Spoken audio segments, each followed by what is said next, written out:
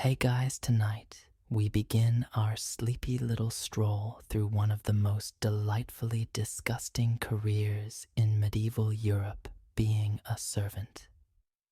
But not just any servant, you're the kind of unlucky soul who wakes up before the rooster and doesn't stop scrubbing, hauling, scraping, and gagging until long after the moon rises again. Your day starts as all good nightmares do, in bed, or something resembling one. You're lying on a pile of straw stuffed inside a burlap sack. It's damp, and it smells like, well, if you're lucky, just mildew. More likely someone else's sweat-spilled ale, or worse. You scratch your shoulder. That wasn't just an itch. Yep, lice again. The room is dark cold and filled with the wheezing snores of at least 6 other servants crammed onto the floor around you. Someone mumbles in their sleep and turns over, rustling their straw mattress. There's a soft thump, probably a rat knocking over a wooden bowl. You don't scream. That's just life here. You sit up and pull on yesterday's clothes because, fun fact, medieval servants rarely had more than one outfit. And you definitely don't have the time or resources to wash it. The tunic feels stiff in places. That's either dried porridge or sheep dung from yesterday's errands. You try not to think too hard about it. As you stretch, you notice your neck feels sore. Probably from sleeping with your head at a strange angle on a bundle of clothes that once belonged to a cousin who died of something unspeakable. The church bell rings in the distance, your alarm clock. Time to get going. You swing your legs off the mattress and onto the floor, barefoot, of course, and your heel lands in something squishy. It's too dark to see, and honestly, you don't want to know. Just wipe it on the edge of your straw pile and pretend it didn't happen. Your first chore isn't something official, it's a survival tactic.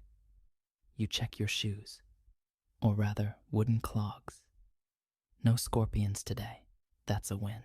You throw on a wool cloak with a suspicious stain near the collar, grab a half-eaten turnip from last night's dinner, and open the crooked wooden door into the icy hallway.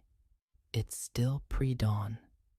You pass the main hall, which smells of stale beer and wood smoke, and push open the door to the courtyard. The cold air slaps you in the face. You sniff. Chicken manure frost and someone's burning breakfast already. It's oddly comforting. One of the other servants, Geoffrey, poor lad's been here since age 6, is already outside, hunched over a broken broom. He grunts a greeting. You grunt back. Words are too expensive this early. Now technically, you're not on the clock yet. But if the master's dog leaves a surprise on the walkway and no one clears it before he steps in it, guess who will be scrubbing boots for an hour? So, you grab a shovel.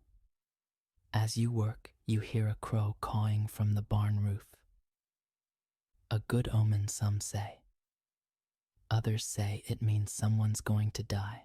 Historians still argue whether peasants actually believed this stuff or just said it to pass the time while freezing their fingers off. There's movement in the upper chamber window. The lady's maid is already up. That means the chamber pots will be full soon. You shudder. That's not your job yet, but it's coming.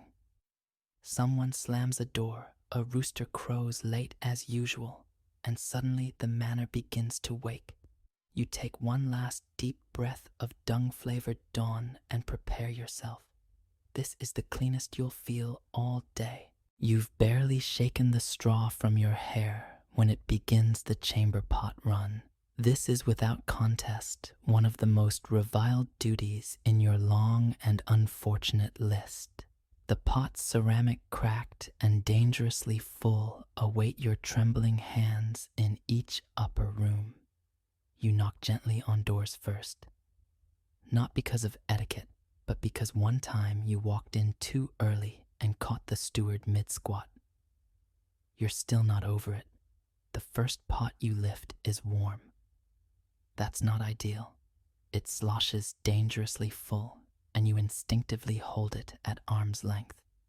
It doesn't help. The smell is something between overripe cabbage, boiled onions, and the devil's own ale. You don't breathe through your nose anymore. That skill disappeared 2 winters ago. With a practiced wobble-kneed shuffle, you begin your descent. Medieval stairs aren't just narrow, they're designed to break ankles. Add the extra thrill of balancing a pot of human waste, and it's practically a sport. Outside, there's a row of larger barrels where the servants are supposed to dump the contents. But those are full, again. So instead, you carry it out to the designated dumping trench, a glorified ditch lined with hay and shame just beyond the outer wall. You're not alone. A few other unlucky souls are there too, silently sloshing away, not making eye contact. You toss the pot's contents and step back quickly. Some splash. You flinch. Jeffrey isn't so lucky. He sighs deeply, but says nothing. You're all too tired for outrage. There's a brief debate among scholars whether waste disposal routines were this organized or if they were more chaotic. Based on your current situation, chaos seems like the safe bet. You trudge back for round 2, and 3, and 4.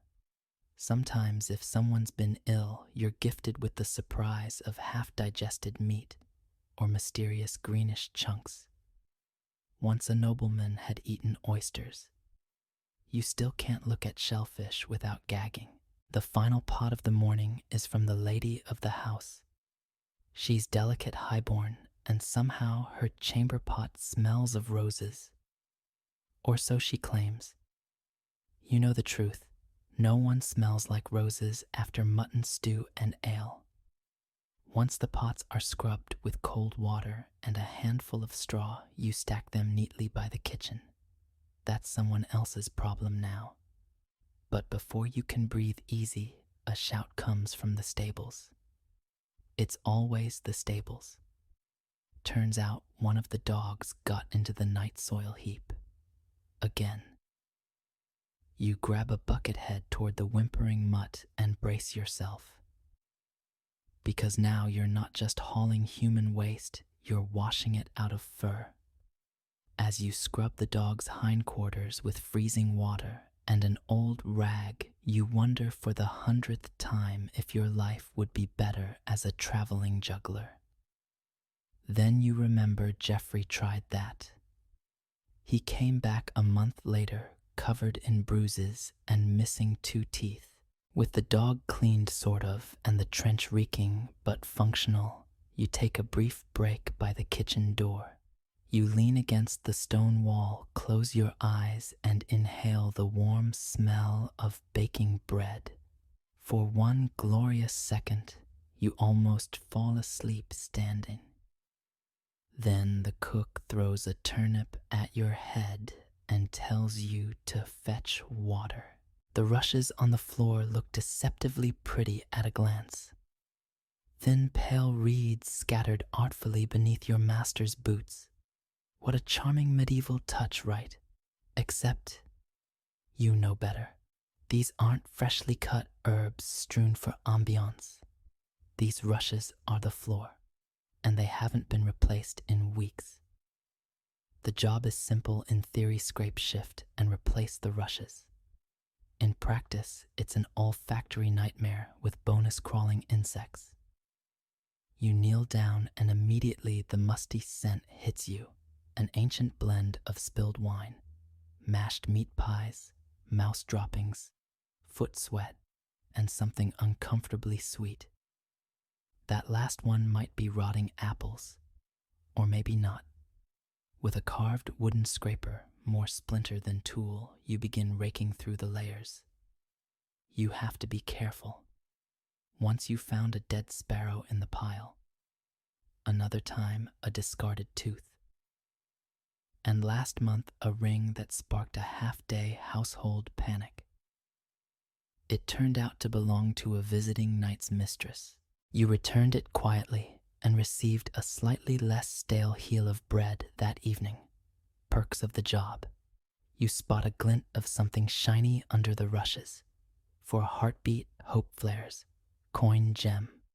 No, just a button. Still, you pocket it. Servants develop a sixth sense for salvage. As you work, you pause occasionally to chase off fleas. You think you're scratching your ankle, but then realize it's something on your ankle. You flick it away, too tired to squish anything. Scraping the rushes requires rhythm. Back and forth, lift, toss. Back and forth, lift, toss. The dust rises in sleepy puffs that settle on your eyelashes.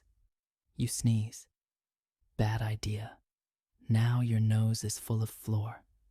A large black beetle scurries from the pile and makes a heroic dash across the stone. You admire its determination, then crush it with your heel. Sorry, friend. Historians still argue whether medieval homes replaced their rushes every few days, weeks, or only during holidays. Judging by the state of your lord's hall, the answer here is never. Occasionally, someone tosses fresh herbs, lavender, or rosemary onto the pile. You suspect it's less for cleanliness and more to impress guests who visit twice a year. You work your way toward the fireplace where the rushes are warm and sticky. This is where wine was spilled last night. Or blood. Or wine with something alive in it. Your scraper hits something wet. You don't ask. Just as you're beginning to form a lovely little mound of refuse, the dog trots through and scatters it like confetti. You sigh through your teeth, then start again. Your fingers are numb even through the thin gloves you've fashioned from cut-up wool stockings. Your knees ache. You're 22 but feel 70. You wonder how long a servant's life usually lasts, then quickly decide not to wonder. A few of the lady's little dogs come in yipping and scampering. You pretend not to notice as one lifts its leg on the clean straw. The lady will scold someone about the smell later. Not the dog, of course. Just someone. Probably you. By midday, the rushes are cleared, replaced, and slightly less filthy than before. You rub your back, admire your work, and hope just for a moment that no one spills anything at dinner. Then you hear the unmistakable sound of boots squelching through gravy, and someone yells for the mop. Again, you don't get a lunch break. You get lunch while working, which today means chewing on a crusty hunk of barley bread while elbow deep in the world's slipperiest kitchen. The cook, a broad woman named Maud with one tooth and infinite rage, waves her ladle like a weapon. Don't lean on the table, she snaps, though you're clearly 6 feet away from it. You nod solemnly, mouth full, and resume your task, dodging dripping pans and scalding steam while preparing the manor's breakfast leftovers for redistribution. Some to the dogs, some to the less important servants, and some to the pigs, which often get the best share. The floor is a hazard zone. Animal fat from the morning roast has turned the stones into a skating rink. You slide catch yourself and try to maintain dignity. You fail. Maud sees and snorts. Today's chore is gutting yesterday's leftover pheasants. And yes, they still have feathers. You pluck. You gag. You keep plucking. Feathers stick to your hands, your clothes, your eyebrows. One floats into your mouth. You blink it out without stopping. The cook mumbles something about gamey little devils, then hands you a knife. Check the organs. She grunts. Make sure no black spots. That's Maud speak for if it looks diseased, don't serve it. To the master at least. You slice one open. It's ambiguous. A bit purple, a bit green. You show Maud. She says. That's fine. Scrape the worms out first. You don't ask questions. As you work, the steam rises in thick curls around your face. It smells of onions, sour wine, and the unmistakable stench of something long past its best before. There's an entire pot of fish stew bubbling in the corner. You're not sure what fish it is. Possibly eel. Possibly something that walked onto land once and gave up. You set aside the salvageable pheasant meat and move on to today's main prep breakfast stew. It's a classic medieval dish made of oats ale, a suspicious gray sausage, and whatever root vegetable Maud can still stab with a knife. You stir the pot with a spoon the size of a shovel. It bubbles ominously. A rat scampers along a ceiling beam. You both pretend not to see each other. Historical records suggest medieval kitchens were often central to household operations, loud, smoky, and full of near misses. Some were surprisingly advanced with proper ovens and meat hooks. Others were literal fire pits and guesswork. You're in the latter category. Your next job is wiping down the counters, if you can call soot-covered planks counters. You use a rag that used to be part of someone's undershirt. You hope it was washed. You doubt it. Meanwhile, Maud is yelling at the scullery boy for dropping an egg. That was the last one, she howls. The boy looks like he might cry. You quietly slide one from your own stash under the table and into his palm when she isn't looking. You're not a monster. Then comes the final ordeal of the morning shift grease collection. All that dripping lard from the roasting spit, it gets saved, strained, and used again. And again. And again. You pour the hot grease through a cloth into a ceramic pot, trying not to think about how many hare's crumbs or bug legs might have fallen in over time.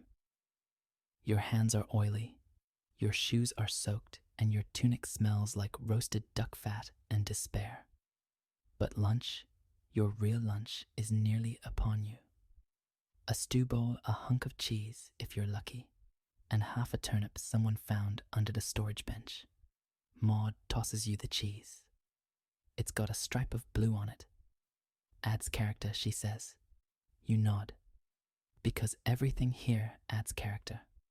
Especially the food. Laundry day. The phrase alone is enough to make your spine ache preemptively. The Manor Laundry is no cozy wash tub affair. It's a full-day endeavor powered by fire muscle and the lingering hope that today won't end with your fingers frozen into claw shapes. You're assigned to the river team this time. Congratulations. That means cold water, slippery rocks, and the sweet aroma of communal undergarments.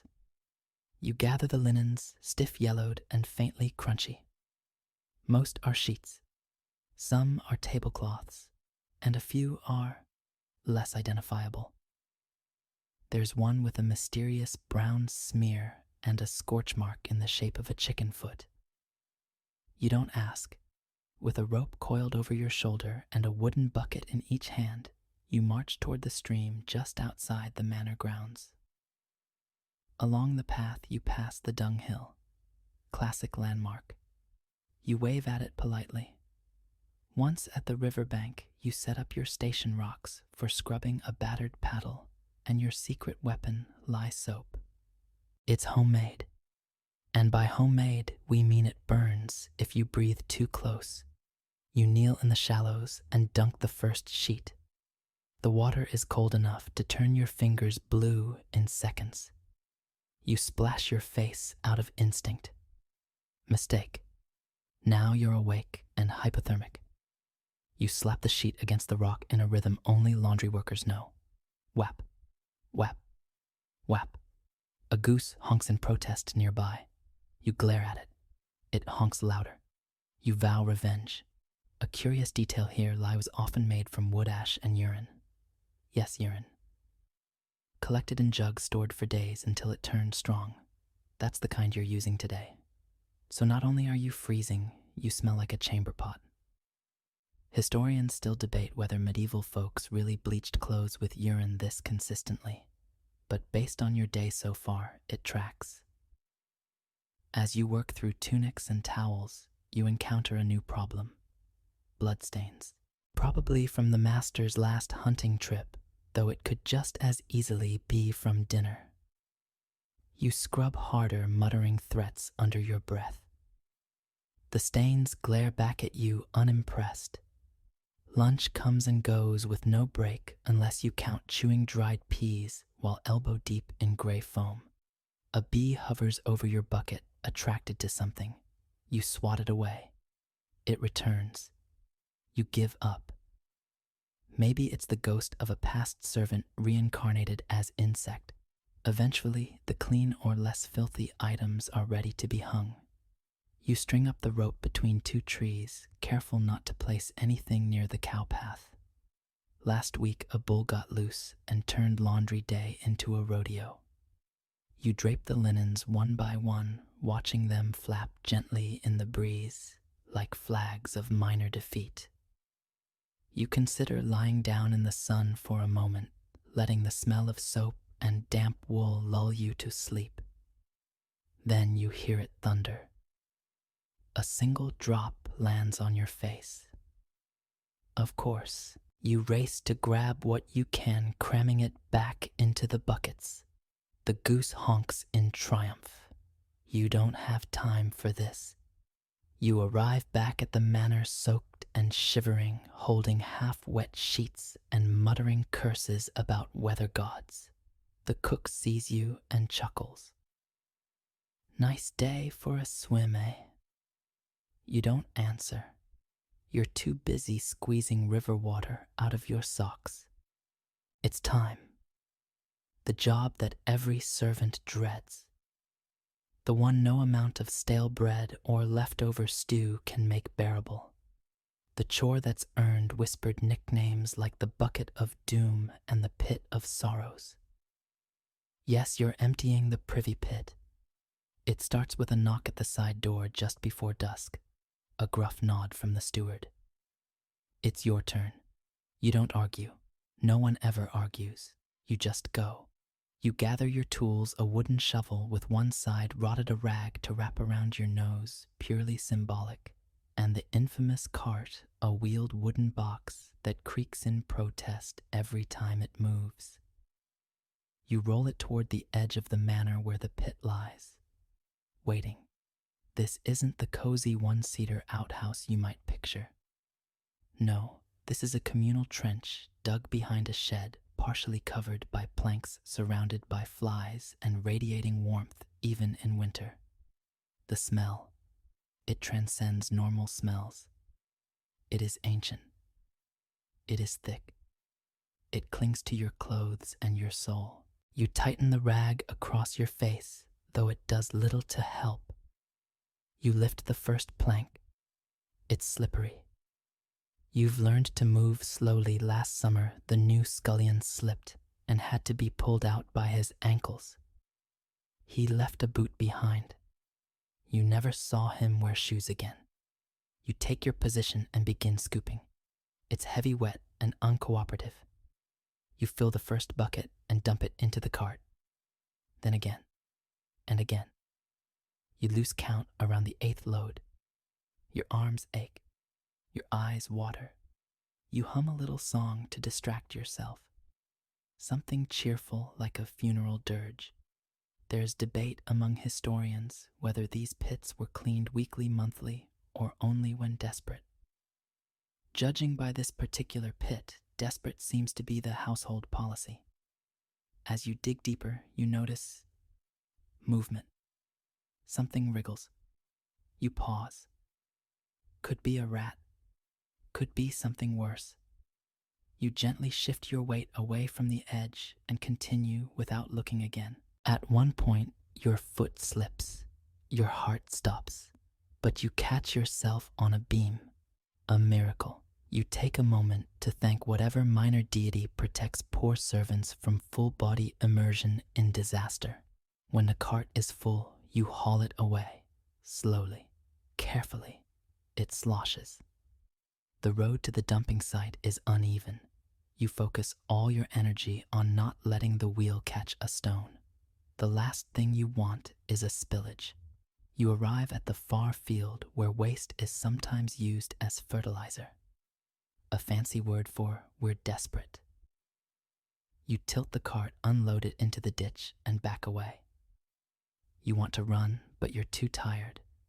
You return the tools. You scrub your hands with sand and ash, the medieval equivalent of soap. Then rinse with cold water. Then scrub again. It doesn't help. You still smell like failure and fermented oats. A passing maid pinches her nose and raises an eyebrow. Privy duty, she asks. You nod. Bless your guts, she says, and you know she means it. You end the chore with a small ritual, changing your outer tunic and hanging it near the fire. Not for warmth, for smoke.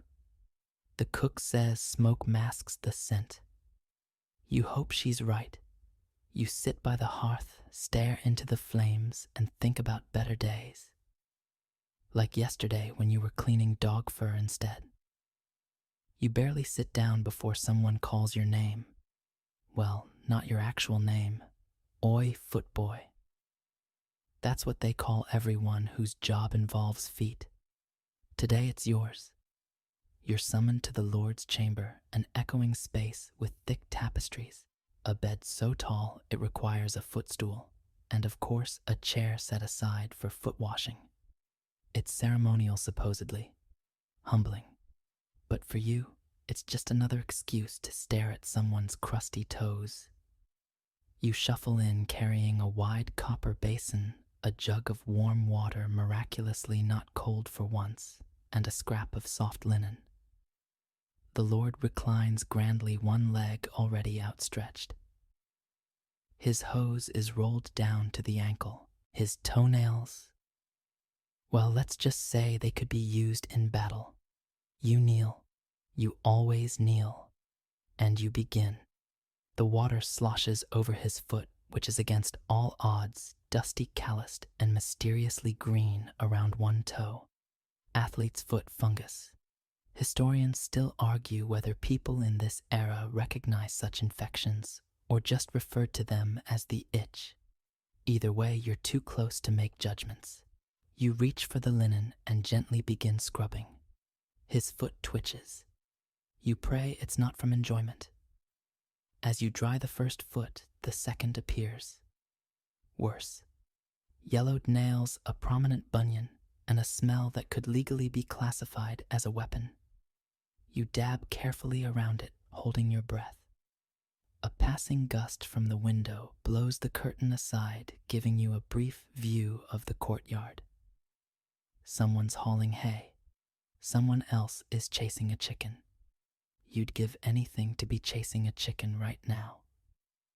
Midway through the scrub, he starts talking. About politics, or his gout.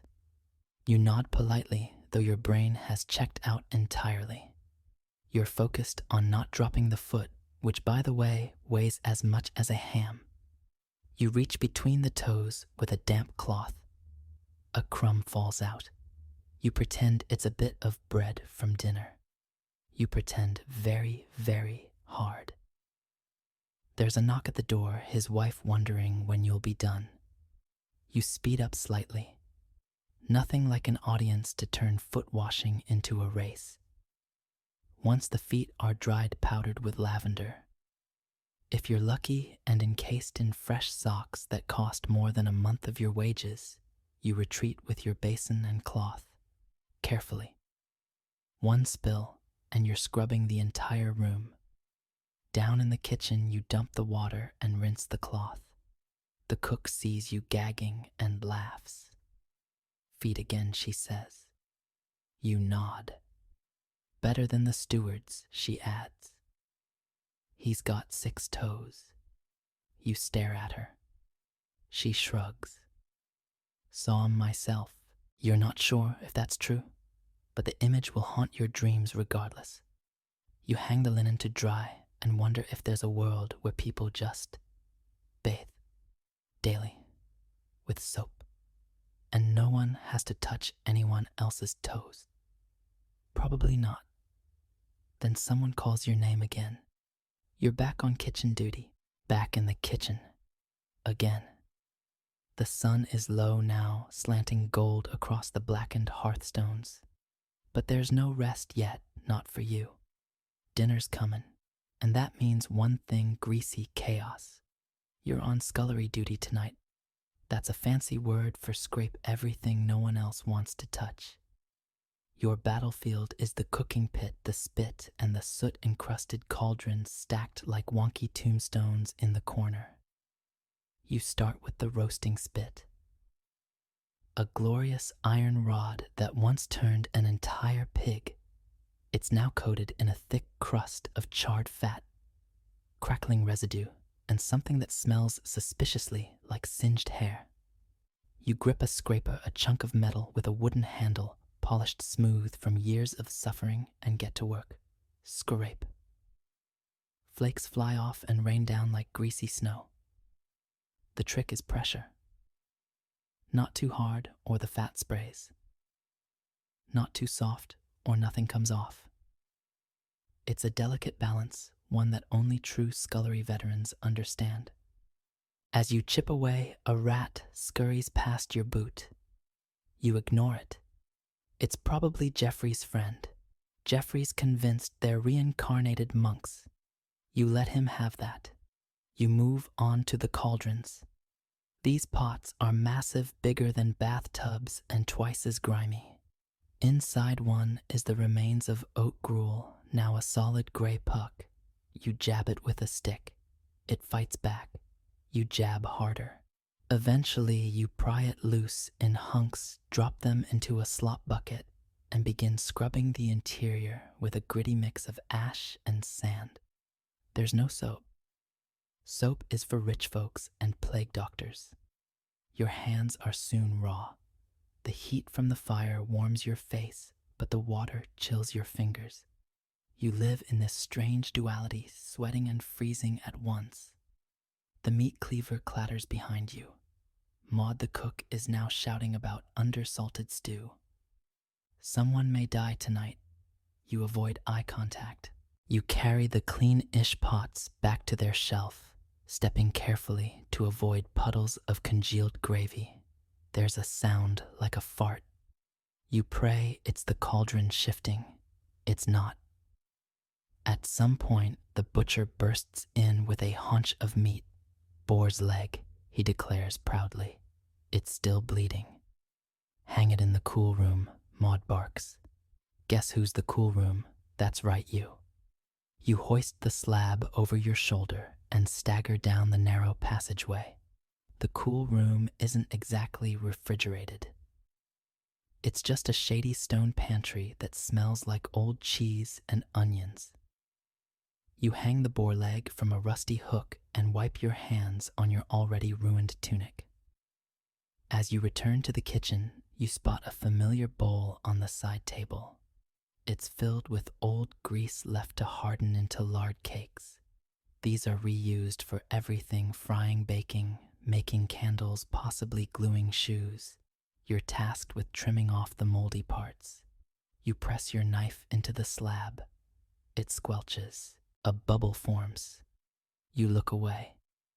Historians sometimes romanticize the hearth as the heart of the home, but you know better.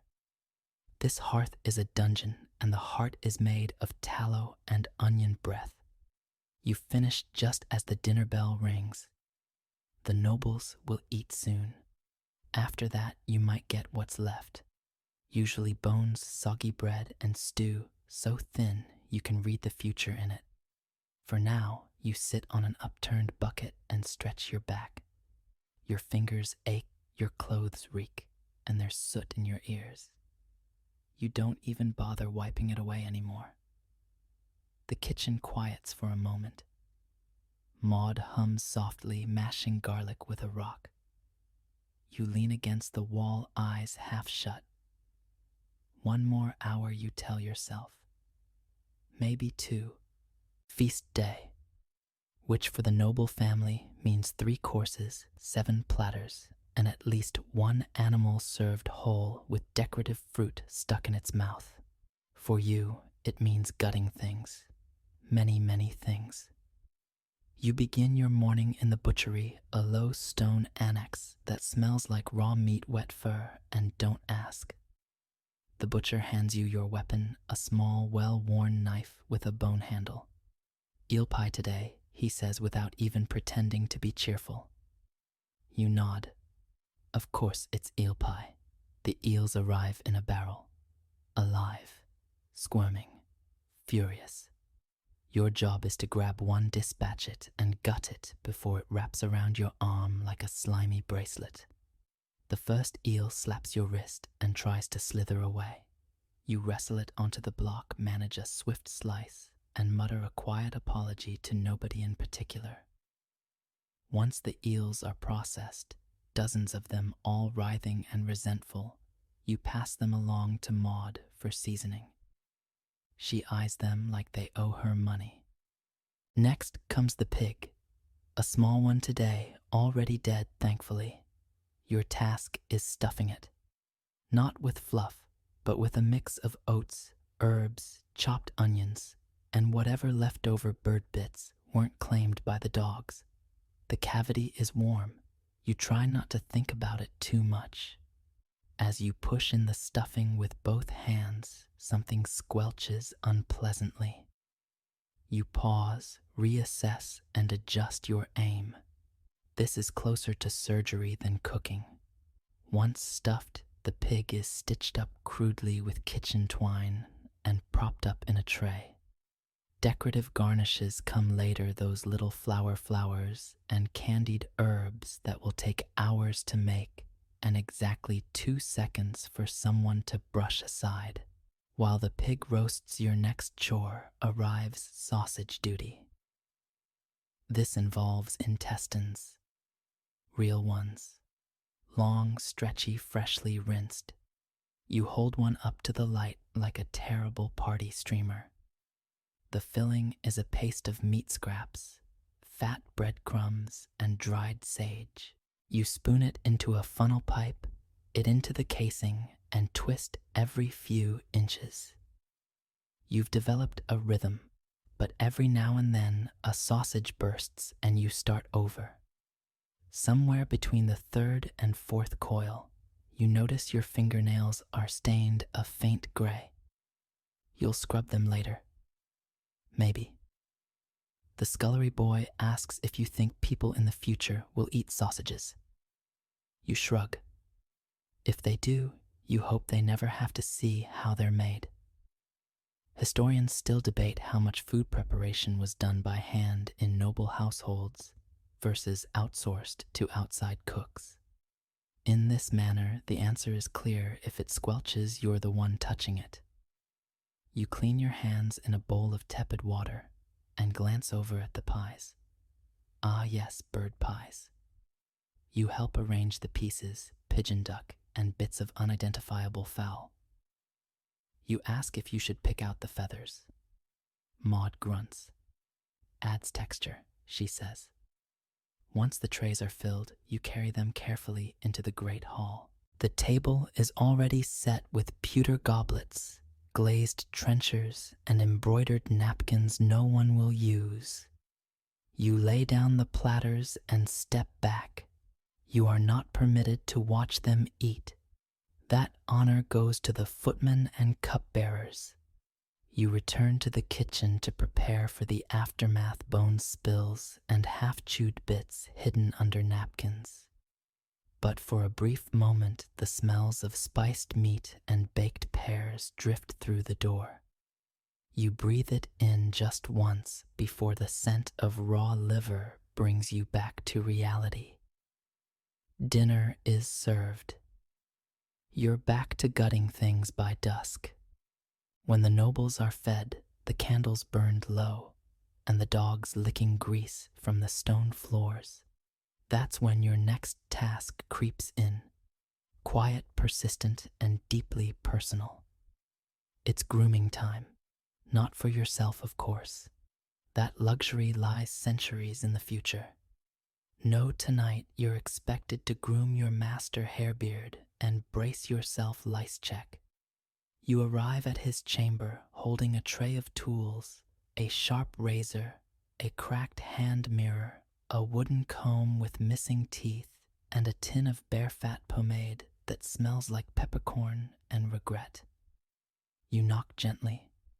"Come," he growls. He sits in his chair by the hearth, looking less like a feudal lord and more like a bear emerging from hibernation. His beard could house birds. You're not joking you once saw a feather fall out. You begin with the combing. Long, slow strokes. The comb tugs through tangles that feel suspiciously mobile. Sure enough, the first louse appears crawling smugly along his temple. You crush it with the comb. Business as usual. He scratches behind his ear. "Check there," he says. You lean in. You don't want to lean in. You do it anyway. Medieval hygiene, as you've likely gathered by now, was inconsistent. Historians often note that regular bathing was rare and hair care even rarer. Some believed washing too often invited illness. Your master seems to live by this creed. You move on to trimming the beard.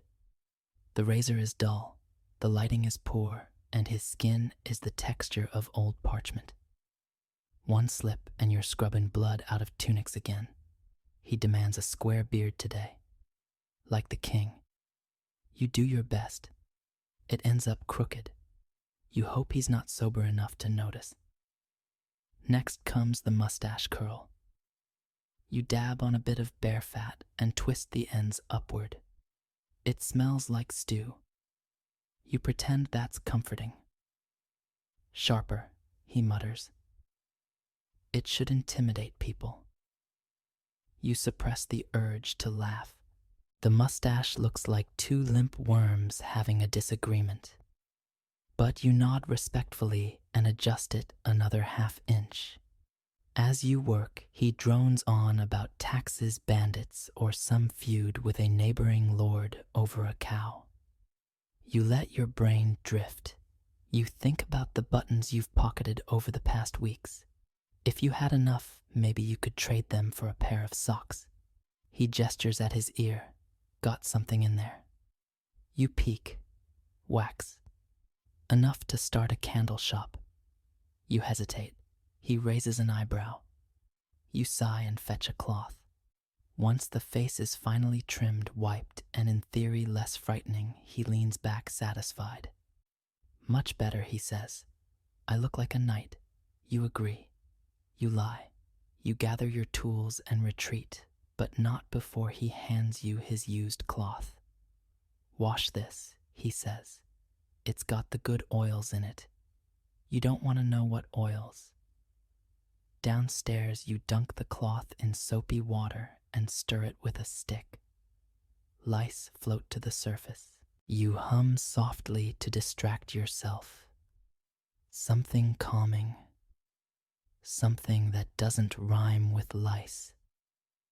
The scullery boy asks if he'll have to do beard duty next week. You nod. He groans.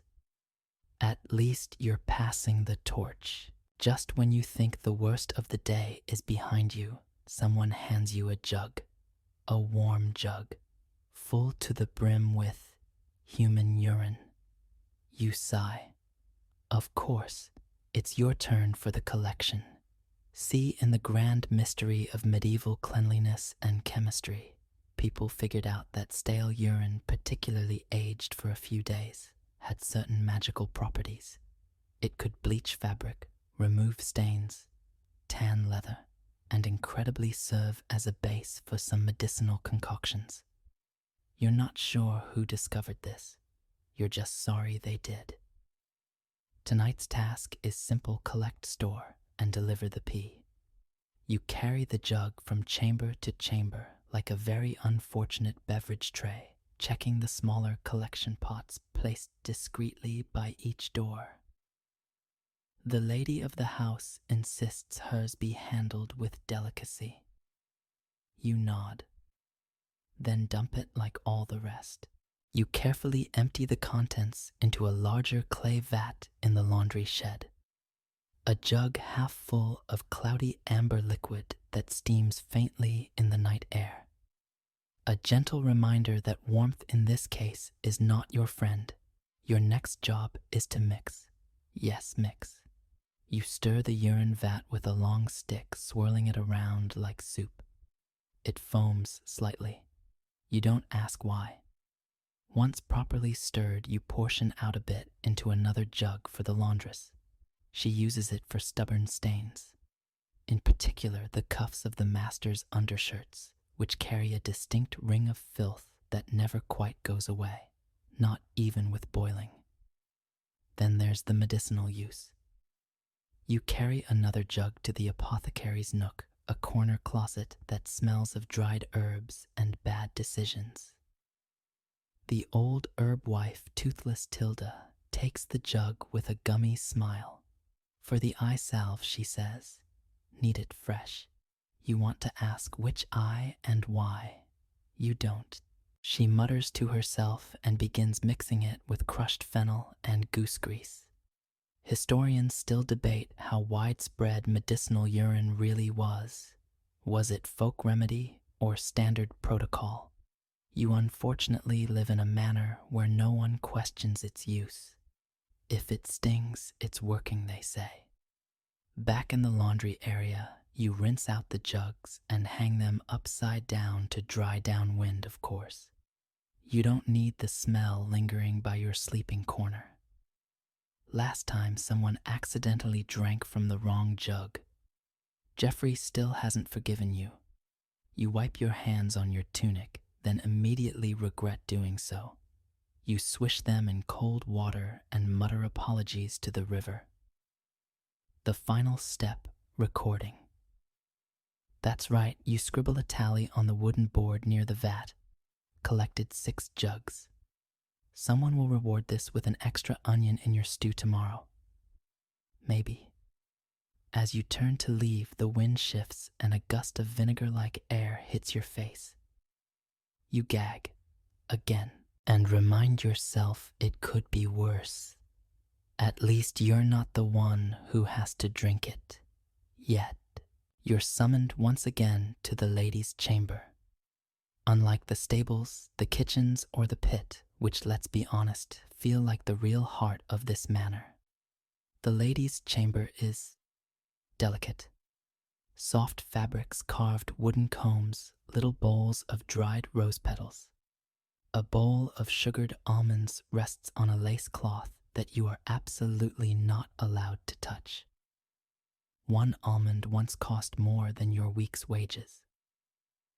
The chamber smells vaguely of lavender with undertones of powder candle wax and something flowery but faintly moldy like perfume that forgot how to be perfume. You enter quietly, nodding respectfully. Tonight your duties involve cleaning. Not mopping or scrubbing floors. Oh no, that would be too blunt for this dainty little kingdom.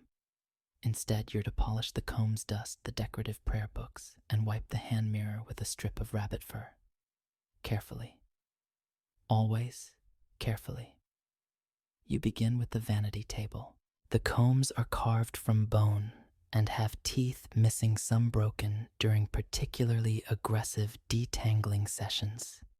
They're smeared with what appears to be hair pomade and possibly crumbs. You scrape the gunk from between the teeth with a sliver of reed and wipe them with spit and linen. Yes, spit. A highly underrated cleaning solution in the servant world.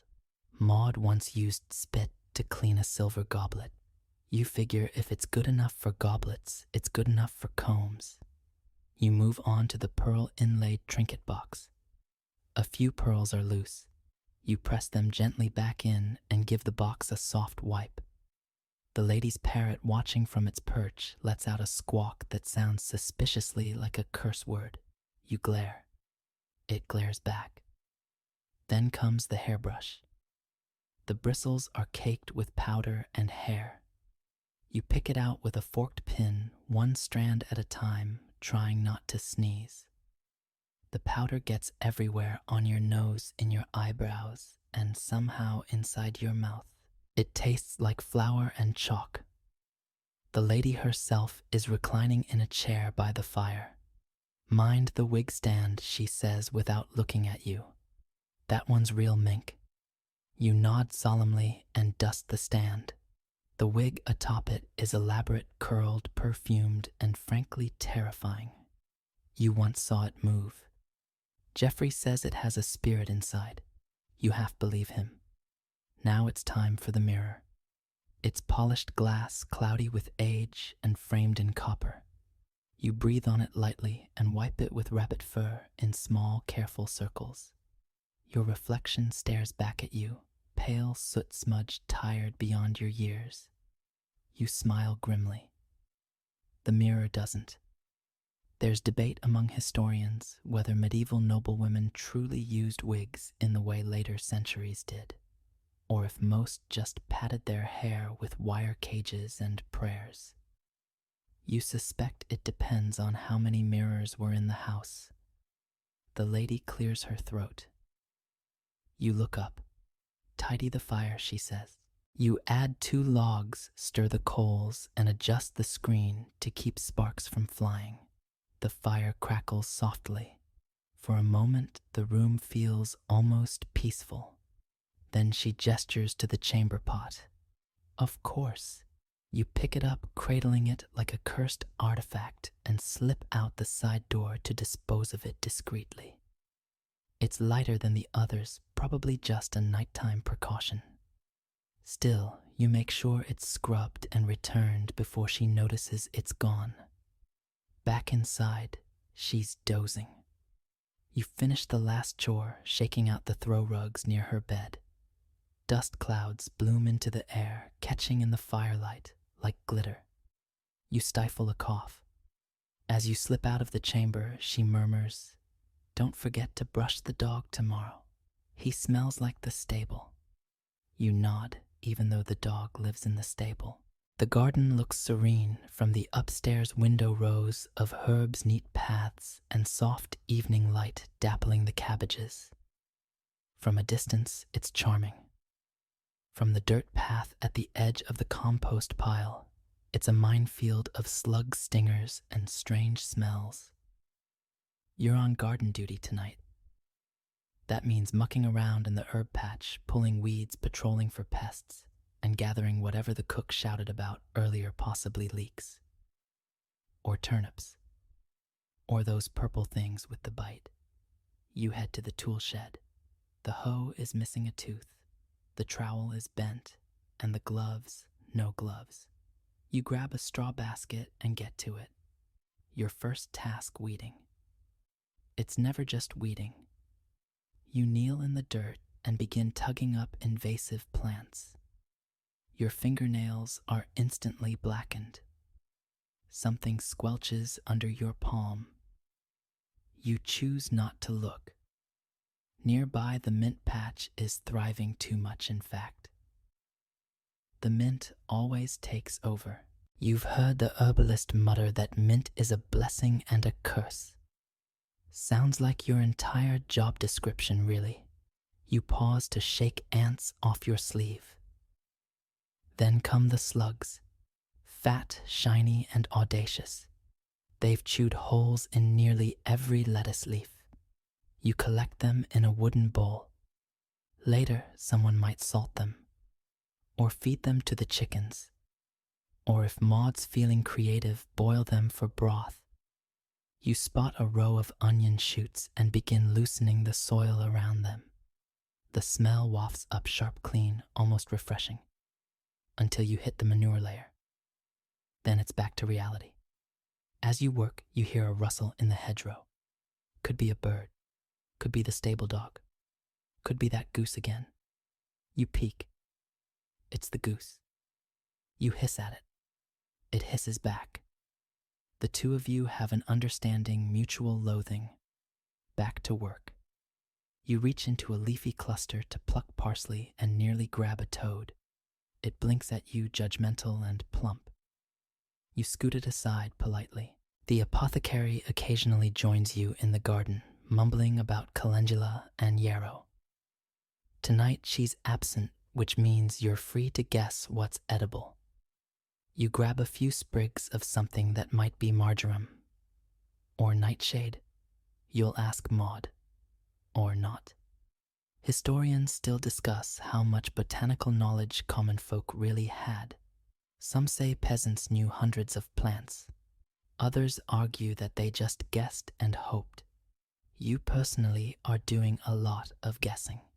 As the sun sinks lower, the gnats emerge. They circle your ears, dive into your eyes, and generally make their presence known. You swat them lazily while bundling a stack of chard under your arm. Your final task is watering. There's no hose, just a bucket, a dipper, and a lot of walking. You fetch water from the trough, carefully douse the beds, and avoid stepping on your own footprints. You accidentally water a rock. It looks better already. By the time you finish, your legs are sore, your back is stiff, and your arms look like you wrestled a blackberry bush and lost. Still, there's something peaceful about the garden at dusk. The air is damp, the soil warm beneath your fingers, and the smells a mix of crushed basil, moist earth, and compost aren't terrible. You even kind of enjoy it. Until you realize you left the slug bowl by the parsley. And the goose found it. Night has fallen over the manor, but don't let the moonlight fool you. Your work isn't done. While the nobles snore gently under embroidered quilts and dream of falconry or tax collection, you are on midnight duty. Tonight's tasks are a chaotic assortment of leftover chores, odd errands, and whatever needs doing, and something always needs doing. Your first assignment is candles. You slip into the still warm kitchen and gather the stubs from the day-short pillars of dripping beeswax, some with singed wicks, others just globs of misshapen melt.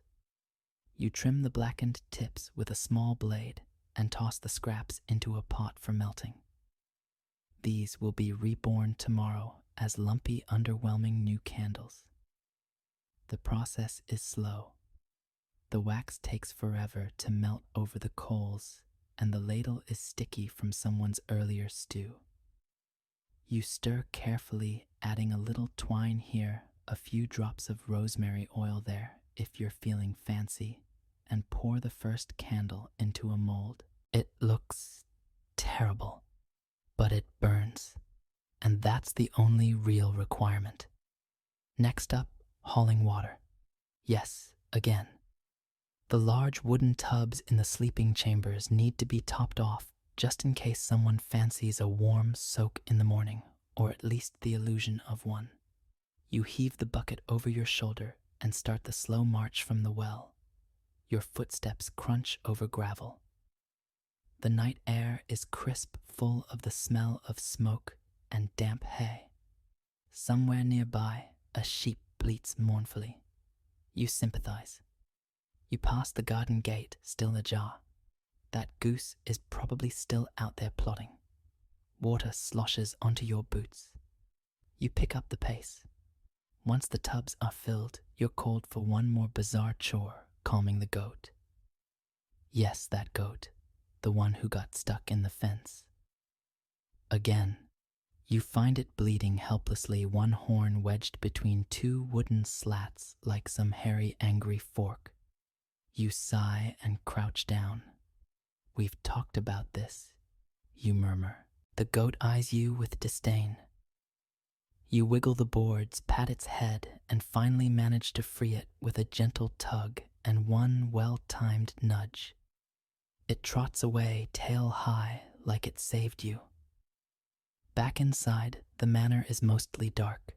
You tiptoe through the halls, checking shutters, snuffing stray candle flames, and retrieving a pair of the lady's slippers from where they somehow ended up in the pantry. The parrot squawks at you, again. There's one final task: refilling the lavender sachets. You gather the pouch's small embroidered things stuffed with dried herbs and bring them to the kitchen. You refill each with crumbled lavender and a pinch of crushed mint. These will be tucked under pillows to mask the smell of damp wool, stale breath, and noble disappointment. Historians often overlook these small rituals, but for the servant class, they're sacred. Not for comfort, comfort's a luxury, but for control. Lavender doesn't solve exhaustion, but it helps hide it. You return the sachets to the bedrooms, careful not to wake the sleepers. One sighs in their sleep, another mutters something about beetle wine. You pause briefly to raise an eyebrow, then move on. Finally, the hall is quiet. The candles are out. The wax has cooled. The goat has mercifully gone to bed. You creep back to the servant quarters' feet, dragging fingers, stiff tunic clinging to your knees with dried water and goat fur. One more chore to do. Swat the fleas off your straw mattress. It's well past midnight when you finally stagger into the servants' quarters, eyelids, heavy stomach, growling softly. You're running on crumbs and candle fumes, but no collapsing yet. There's one last ritual, a final indignity, a chore that no one really assigns because everyone simply does it. You grab your flea switch. It's a small bundle of twigs tied with a scrap of cloth, not for sweeping, not for stirring stew, for whacking your own mattress. You start by lifting the sack of straw you sleep on and giving it a solid smack. Flecks of chaff puff into the air. Something wriggles inside. You pause, then strike again. Thwack, thwack, thwack. It's not about killing the fleas. That's impossible. It's about disturbing them enough that they go somewhere else, like Jeffrey's bed. Jeffrey, snoring 2 feet away, has his own flea switch. He's too tired to use it tonight. He'll regret that in the morning. Your straw is flattened, slightly damp, and still smells like smoke and mildew. But it's yours. You shake out your blanket, an old tapestry scrap that once featured a hunting scene. The deer is gone. Just a horse's rear and 2 confused dogs remain. You wrap it around yourself and lie down, slowly creaking in every joint. The walls creak too. Something scuttles overhead. Could be a rat. Could be the parrot. You reach under your mat for your collection: a button, a broken comb tooth, a copper coin so worn it could be a pebble. Treasures. You run your thumb over them absently before tucking them away again. Your limbs feel like they're sinking. Every part of you aches. Your hands smell faintly of garlic goose and candle wax. It's not pleasant, but it's familiar. Jeffrey murmurs something in his sleep. Someone else coughs. The straw rustles with faint, invisible life. The chill in the room settles against your skin like a second blanket. And now, finally, nothing more to do. Your last thought before sleep is not of eels or pits or goats. It's of tomorrow, because you'll do it all again. The manor fades around you, stone walls dissolving into quiet shadow. The clatter of buckets, the hiss of boiling stew, the distant bleating of an irritated goat all soften into silence, as if the whole world has drawn a long, exhausted breath and let it go. The straw beneath you becomes lighter, the weight on your chest dissolving like mist. You feel the hum of sleep gathering at your edges, slow and steady.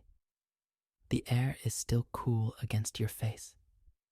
somewhere far away, a hearth crackles. Not the angry roar of the kitchen fire, but a gentler flame, a hush in the night, warming the bones of forgotten dreams. You are no longer scrubbing floors or chasing slugs. The chamber pots are emptied. The eel has stopped wriggling. The garden lies quiet, moonlit, and still. You've stepped away from it all just for now.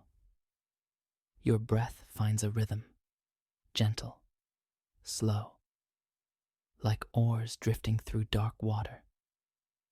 Maybe in the next dream the candles will stay lit a little longer. Maybe the goose won't find the laundry. Maybe the floor rushes will be clean. Or maybe you'll just rest weightless, unbothered, floating through a world with no chores at all. And even if tomorrow returns with cold water and crooked boots, tonight belongs to peace, to stillness, to sleep. We're stepping into the mud-caked world of a medieval peasant, barefoot, itchy, and very much underfed. But don't worry, you're not going to be tilling fields or scraping dung. Instead, you'll be drifting gently into a time where the word luxury meant something. Well, hilariously different than what it does now. Imagine waking up in a smoky one-room cottage. The thatch roof leaks when it rains, the chickens have wandered inside again, and there's a good chance a rat gnawed at your toe while you slept. But wait for it. There's an egg in your morning porridge. Not just oats boiled in water until it turns into glue, but an actual egg cracked and stirred in. It's a big day. You trudge into the cottage's smoky common room, rubbing sleep from your eyes, careful not to step on a snoring dog by the hearth. It's early morning, the light a pale sliver through the crude shutters. There's no real breakfast waiting, no bacon sizzling, no toast crisping. Just a familiar cauldron hanging over the low fire filled with a grayish blob of yesterday's porridge, now reheated with a bit of effort and hope. But today, there's something different. There, floating like a miracle in the bland sea of oats, is an egg, a whole precious egg, cooked just enough to be creamy. You didn't get it from a market. You didn't buy it. One of the hens, those scrawny, unmotivated freeloaders scratching around the yard, actually laid one. And shockingly, no one stole it before sunrise. Luxury. You know better than to eat it fast. The egg must be savored. Your teeth hardly know what to do with something this soft, this rich. It's not even salted because that would be too extravagant. But the yolk coats your tongue in a way that almost makes you want to close your eyes and sigh. Almost. Mainstream history books might obsess over the lavish banquets of kings and lords, but for you, a boiled or stirred egg was a sacred thing. Protein, warmth, a break from the monotony of rye mush and bean stew. Historians often focus on famine and crop failure during the medieval period, but they rarely stop to appreciate the quiet ecstasy of unexpected chicken fertility. And there's debate too. Some scholars still argue whether eggs were common enough among peasants to be a regular part of the diet, or whether they were snatched up immediately as goods to barter. Either way, you're not bartering today. You're eating like a baron. Around you, life stirs. Your mother adds a sprig of onion to the pot, hoping for a bit more flavor. But really, it's just a garnish on disappointment. Your younger brother is gnawing on a heel of black bread so hard it might be turning into a weapon. But you've got that golden center folded gently into the morning mush. A brief moment of glory before the day's labor begins. You hold the wooden bowl in both hands, letting its heat seep into your fingers. You blow on the steam, inhale the earthy smell, more hay than breakfast, but still comforting. And when you take that first bite, there's no noise around you. No arguing, no chickens pecking. Just the warmth spreading down your throat and into your chest. For a moment, you forget that your boots have holes, that your roof leaks, that your back already aches before you've even touched a tool. For a moment, you feel full. You lean against the table, letting yourself enjoy this ridiculous little triumph. You chuckle to yourself. An egg. That's all it took. You wonder what modern people would say if they knew how good this felt. Probably something about cholesterol. Your sister walks by eyeing your bowl. She's trying to play it cool, but you know she's jealous. That egg might as well be a gold coin. You offer her a bite because even in poverty, you're generous, or at least smart enough to keep her on your side when chores get divided later. And just as you're finishing the last bite, letting the yolk cling to the rough wooden spoon, you hear the sound of hooves outside. The stewards come to collect taxes again, probably asking for barley you haven't grown yet. But you don't move. Not yet. Not while that warmth is still in your stomach. Let him wait. The day ahead is going to be long. Dung to shovel fences, to mend goats to chase. But this morning started with an egg. That changes things. Maybe not the world, but your world. Just a little. And tomorrow, well, there might not be an egg, but today, you got one. And you're going to hold on to that memory all the way through the manure pile. You step outside, stomach still warm with that rare breakfast triumph, and the chill of morning clings to your patched tunic. It's not much, this tunic, rough spun wool, scratchy in all the wrong places. But today, it doesn't have any new holes. That in itself is a kind of miracle. You run your fingers down the sleeve, surprised not to find a rip or unraveling seam. The elbow isn't worn completely through.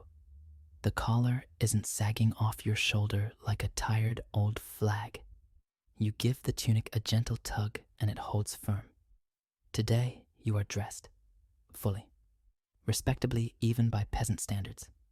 Now don't get too cocky. You're not wearing silk, or linen, or even color, really. The thing's more of a damp-looking beige than anything else. But it's yours, it's intact, and it doesn't smell too much like the pig pen. That's luxury.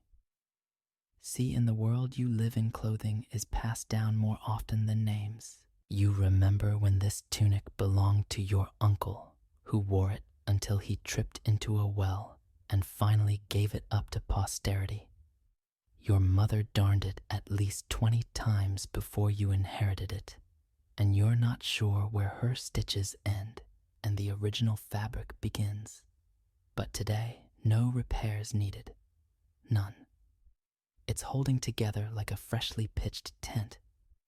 Historians often fixate on sumptuary laws and what the nobility weren't allowed to wear, like how only high-born women could don scarlet silk or fur-trimmed cloaks. But down in your muddy world, it wasn't about fashion. It was about function. And the difference between a tunic with 2 sleeves and one with none, that was the line between dignity and draft. There's this old village joke that if you wore anything new, people assumed you stole it or were hiding a noble identity. But even stolen clothes were rarely intact. A whole garment unchewed by rats or siblings, unsoaked by urine or beer, was a symbol of luck. A stitched statement that you hadn't lost this round to the elements. You notice a neighbor trudging by, adjusting a sleeve that's barely clinging to his shoulder. His tunic's held together with hope and hemp thread. He nods at you and your respectable ensemble. You nod back, but only with your chin. You can't show off too much. That would be asking for trouble. And as if summoned by envy itself, your cousin rounds the corner proudly wearing a tunic dyed faintly blue. Blue from woad, probably the kind that smells like a sheep's backside while it's fermenting. It's patchy, of course, and faded to the color of melancholy spit, but it's still blue. You both pretend not to notice each other's outfits, but you exchange that unspoken peasant glance. Yeah, today we're both winning the cloth lottery. There's debate among scholars about how often peasants dyed their clothes. Some argue it was more frequent than assumed, especially in communities near woad or madder production sites. Others say dye was a luxury far out of reach, reserved for church robes or stolen lordly rags. The truth, as always, is likely somewhere in the murky moss-colored middle. As the sun creeps higher, you walk toward the sheep pens, still amazed that your knees aren't sticking out of two sudden air vents. You tug your tunic again, feeling slightly taller. It's funny how something so small, an intact sleeve and unshredded hem, can make you feel like a merchant prince. Well, not quite. A merchant squire. A slightly fortunate shepherd, and yes, you're still barefoot. Let's not get too luxurious. Shoes, after all, are a whole different tier of opulence. But the tunic. The tunic is doing some heavy lifting for your self-esteem today. Later, as you haul a bucket of goat water and accidentally spill half of it down your front, you wince, but the fabric holds. No tear. No dramatic unraveling. Just a damp patch and the soft satisfaction of durability. You mutter a blessing to whoever spun this wool, even if it was probably your grumpy aunt with the one tooth and the suspicious mole. Your fingers brush across a spot where a moth once tried to make a home. The hole was patched months ago, and the cloth holds steady now. You pause, smile, tug the neckline straight. Luxury isn't about velvet and jewels. Not for you. It's about not freezing through a tear you can't fix. It's about looking down and realizing for one brief moment you are wearing something whole. Something that protects you. And in that soft woolen embrace with the sun warming your back and your belly still humming with eggy delight, you feel the tiniest bit content. But don't worry, that won't last. You make your way back into the house just as the morning chill starts to fade. The sun is creeping higher, and with it the scent of warm hay, damp wood, and the faint musk of animal sweat rises from the ground. You're not eager to head back out yet. There's one more precious slice of luxury to be had. Today you slept without fleas. You didn't even realize it at first. You just woke up and weren't itchy. No red welts, no desperate scratching under your armpits or behind your knees. Your straw mattress, a lumpy sack stuffed with last season's chaff, actually let you rest. And that, frankly, is astonishing. You glance back at your sleeping corner. It's little more than a pile of straw and a thin blanket that's never truly warm unless the dog decides to join you. But last night, the stars must have aligned. Maybe the sack had just been refilled. Maybe your sister didn't steal your blanket this time. Maybe, just maybe, the fleas were feeling generous. Historians still argue whether common folk truly understood flea infestations as a health issue, or just saw it as part of life. But you understand one thing clearly. Peace is the absence of ankle bites. You lower yourself onto the bedding again, half just to test the miracle.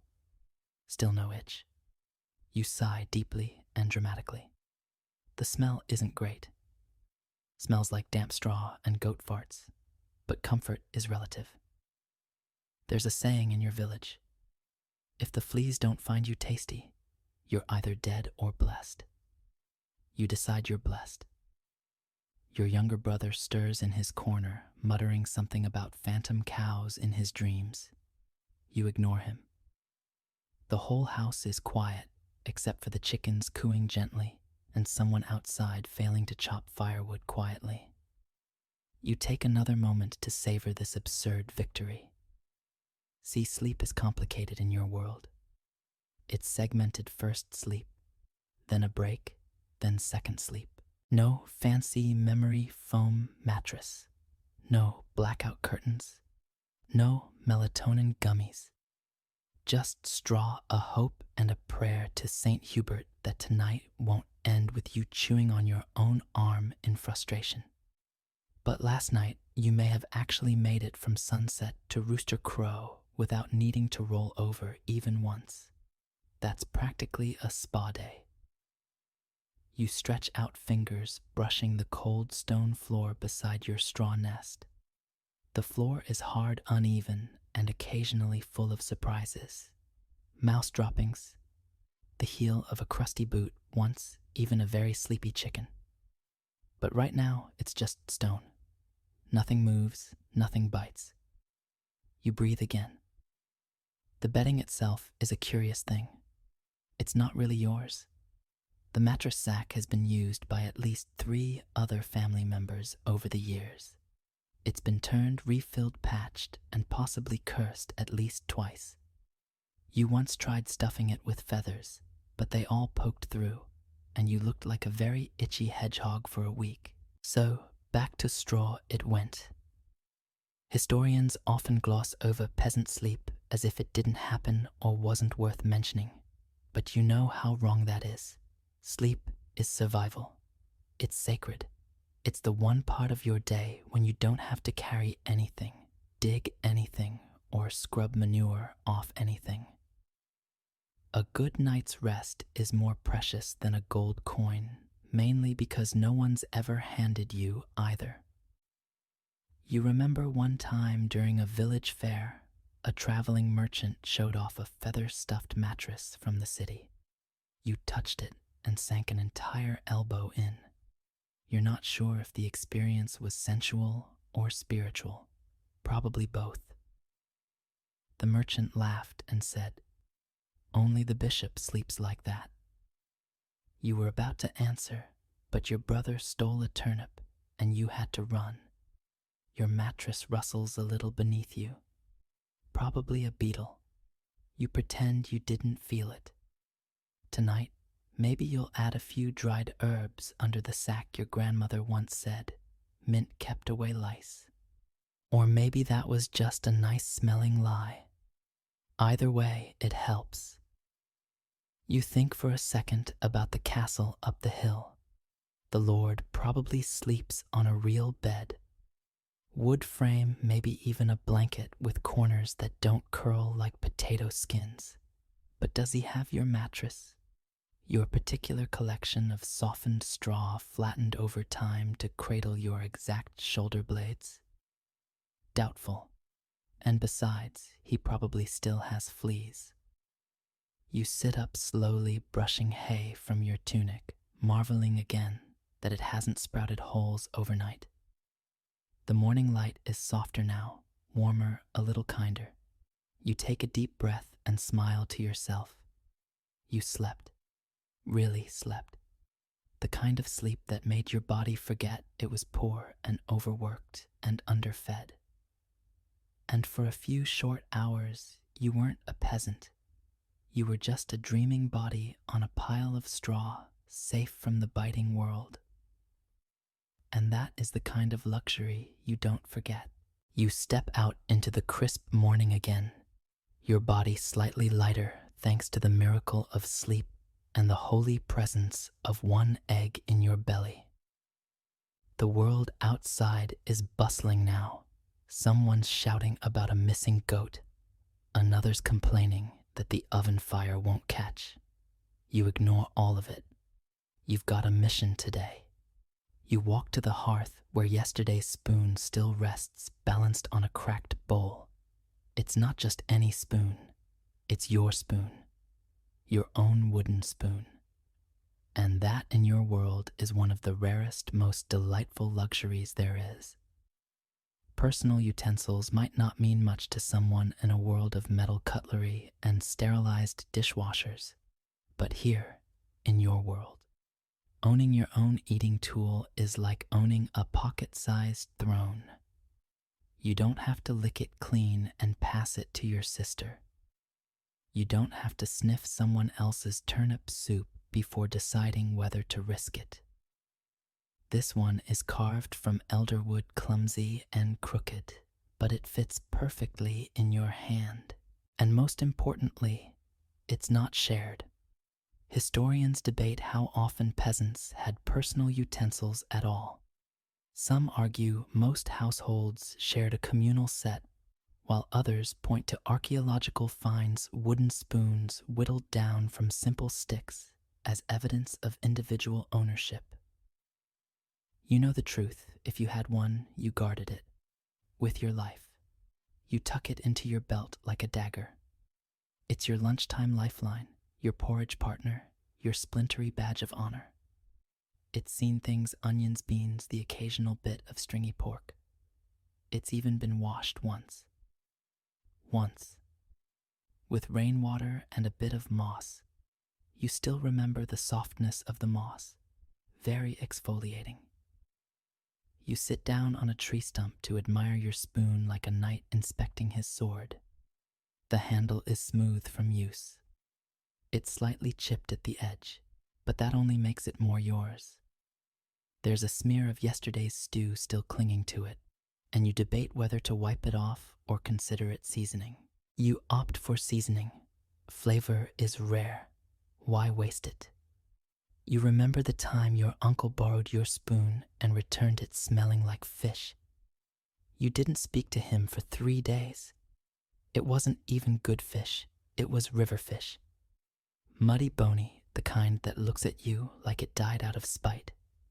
The spoon took a week to recover. Once during a festival, you saw someone eating with a metal spoon. Bronze, maybe. It glinted in the sun like something out of a bard's song. The kind of utensil you'd expect to find at the Lord's table, dipped into sweetmeats or curds with honey. You stared at it the entire meal. The boy using it looked smug. You hoped he dropped it into the fire. But your spoon? It's better. Not in the glittery, impressive sense, but in the you know exactly how deep to dig into porridge before it slides off sense. You've practiced. It's shaped like your appetite, and it never leaves your belt unless you're eating or threatening to. Because yes, you've threatened with it before. Your brother tried to take it once. You brandished it like a sword and declared, "Touch this spoon and you'll eat from the dog's bowl for a week." He believed you. You're not sure if he was scared of you or the spoon. Probably both. A good spoon is defense, identity, and freedom all in one. And there's something profoundly satisfying about not having to wipe someone else's spit off before dinner. That's the kind of quiet win that helps you get through your 4th bucket of manure hauling. You remember the village feast last midsummer. Big pot of barley stew, a few scrap bones, enough garlic to offend a saint. And there you were, reaching into the communal pot with your own spoon.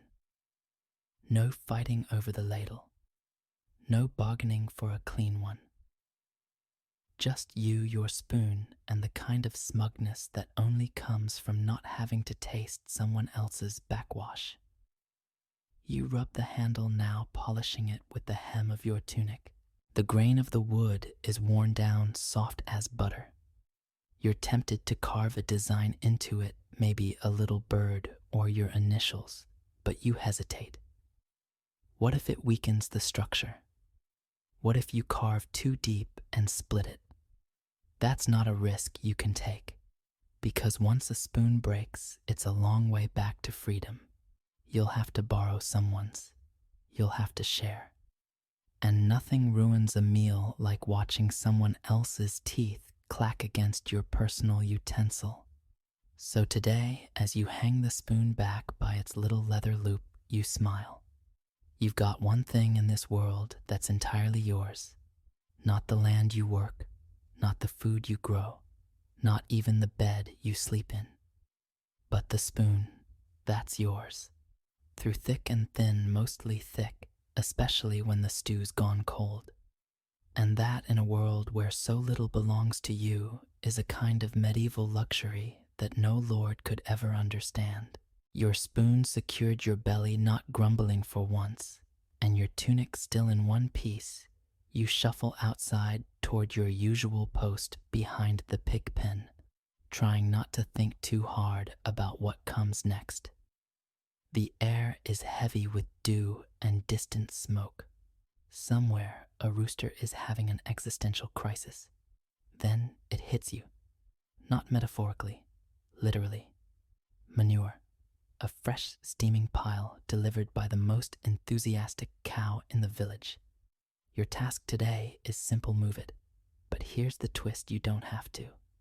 That's right. By some rare twist of fate, or perhaps because your older cousin is finally being punished for stealing an onion, you've been excused from manure duty today. And this more than the egg, the tunic, the flea-free nap, or the personal spoon. This is the real jackpot. Because if luxury is comfort, then avoiding excrement is the medieval equivalent of being upgraded to first class. You pause to revel in your fortune. You watch from a safe, blessed distance as your cousin trudges past a wooden spade slung over his shoulder, his face already locked in the grimace of one who knows his entire morning will smell of bovine despair. You lift a hand in a lazy wave. He does not wave back. Understandable. Historians still argue whether peasant children were truly assigned such unpleasant chores daily, or if manure management was more seasonal. Some argue that children were spared when possible, while others say the opposite, that the youngest were stuck with the smelliest jobs, because, well, hierarchy starts young. All you know is that today you are not that poor soul. Today you are manure-free. Instead, you get to do something, well, not better exactly, but cleaner fetching kindling. Still tiring, still repetitive, but blessedly free of anything that sloshes, steams, or smells like the inside of a goat's mouth. As you meander toward the woodshed, you pass the steaming pit. The heat radiates like a curse. The flies are already gathering, preparing to conduct their buzzing symphony. Your cousin sighs so loudly it echoes. You can't help it. You smile. Just a little. There's a rhythm to this life, and for once the beat is skipping over you. No hauling wheelbarrows of compost. No accidental sloshes down the leg. No slipping on a particularly fresh pile and trying to play it off like you meant to sit down in it. You remember a time last spring when the cow had a bad oats day and half the village was affected. You still think of that day as the great stink. Your mother burned 3 skirts trying to salvage some dignity. The memory alone makes you double grateful now. As you gather sticks from behind the barn, you hum to yourself, a rare tune. Something cheerful and almost melodic, stolen from a traveling bard and remixed with your own sense of humor. You snap twigs with a sense of purpose, not quite dancing, but definitely not sulking. The pigs grunt nearby, indifferent to your freedom. You nod at them respectfully. They're professionals. They live in the stuff. You are but a visitor who's been spared. There's a saying in your village, if you're not shoveling it, you're standing in it. But today, neither. Today, you're dry. You're clean. You're practically floating. You spot a neighbor's boy hauling 2 heavy buckets of chicken droppings toward the compost pit. He sees you lounging with your neat little bundle of sticks and raises an eyebrow. You shrug like royalty. He groans. There's a very specific kind of smugness that comes from not having to handle poop. It's a soft internal thing, not bragging exactly, but a warm glow that radiates from your armpits outward. Like today, I will not stink. You savor it. You bottle it in your memory for tomorrow, because tomorrow, let's be honest, the luck will likely run out. Back in your yard, you toss the sticks down by the hearth. The fire will thank you later. You dust your hands dramatically, knowing full well they're still cleaner than usual. You resist the urge to sniff them. That's just asking for a jinx. You flop down on your favorite log. The sun is climbing. The sky is blue. The flies, while present, are not orbiting you. Life is good. You glance at your cousin again. He's still knee-deep in... well, let's just say you don't envy his shoes. You consider the cosmic balance of things. You're not rich. You're not powerful. You're not even particularly clever. But today, the gods, or perhaps the village steward, have smiled upon you. You're spared. And in a world where most luxuries are beyond reach, not smelling like fermented sadness counts for a lot. You lean back, close your eyes, and bask in the sweet, sweet luxury of doing anything else.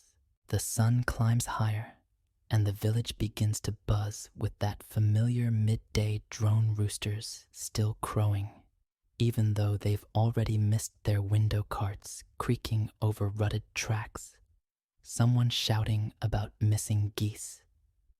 You're still feeling smug from your manure-free morning, and now there's something else on the horizon, the promise of ale. You're not talking about the thick, syrupy kind poured in silver goblets at a noble's feast. No, no. This is weak, watery, slightly sour village ale, brewed in someone's half-cleaned cauldron behind a smoke-stained cottage. And yet, it's glorious. Because today is a saint's day, and that means a communal meal, a pause in chores, and if you're lucky, a mug of ale that's stronger than your little brother's bathwater. It's one of the few times the entire village comes together without screaming. Or rather, with joyful screaming. Usually set to music, historians tell us that alcohol was a staple in medieval peasant diets, not just for pleasure, but because the water was often unsafe to drink. Ale was the liquid of life, and while the monks up the hill brewed the good stuff down here, you made do with what you had: barley yeast, a bucket, and hope. You shuffle toward the gathering crowd near the village square, a flattened patch of dirt ringed with muddy footprints, bent fence posts, and the occasional goose acting like it owns the place. There's already a long table dragged out of someone's barn, sagging slightly in the middle. Clay bowls are being set out, spoons borrowed or begged, and somewhere off to the side, a fiddle is being tuned by someone who may or may not know how to play it. You take your place with the others, and someone hands you a chipped mug. Inside is your treasure village ale. It smells faintly of bread and something a bit more suspicious. You don't care. You raise it in a half-hearted toast to nobody in particular and take a sip. Warm, slightly fizzy, a hint of wood smoke, or maybe that's just the cup. You grin. It's not much, but it's not water, and that's reason enough to feel festive. The table groans as people begin to pile on what little food there is. Barley pies that crumble into gravel when bitten boiled cabbage. Black bread that doubles as a weapon. Someone even brought a pie with onions.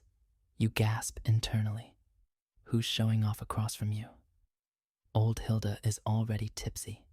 She's had half a mug and is swaying like a tree in a gentle breeze. She starts humming a tune that might be a hymn, or might be about pigs. It's hard to tell. Either way, you hum along. The air is thick with the smell of overcooked turnips and smoke.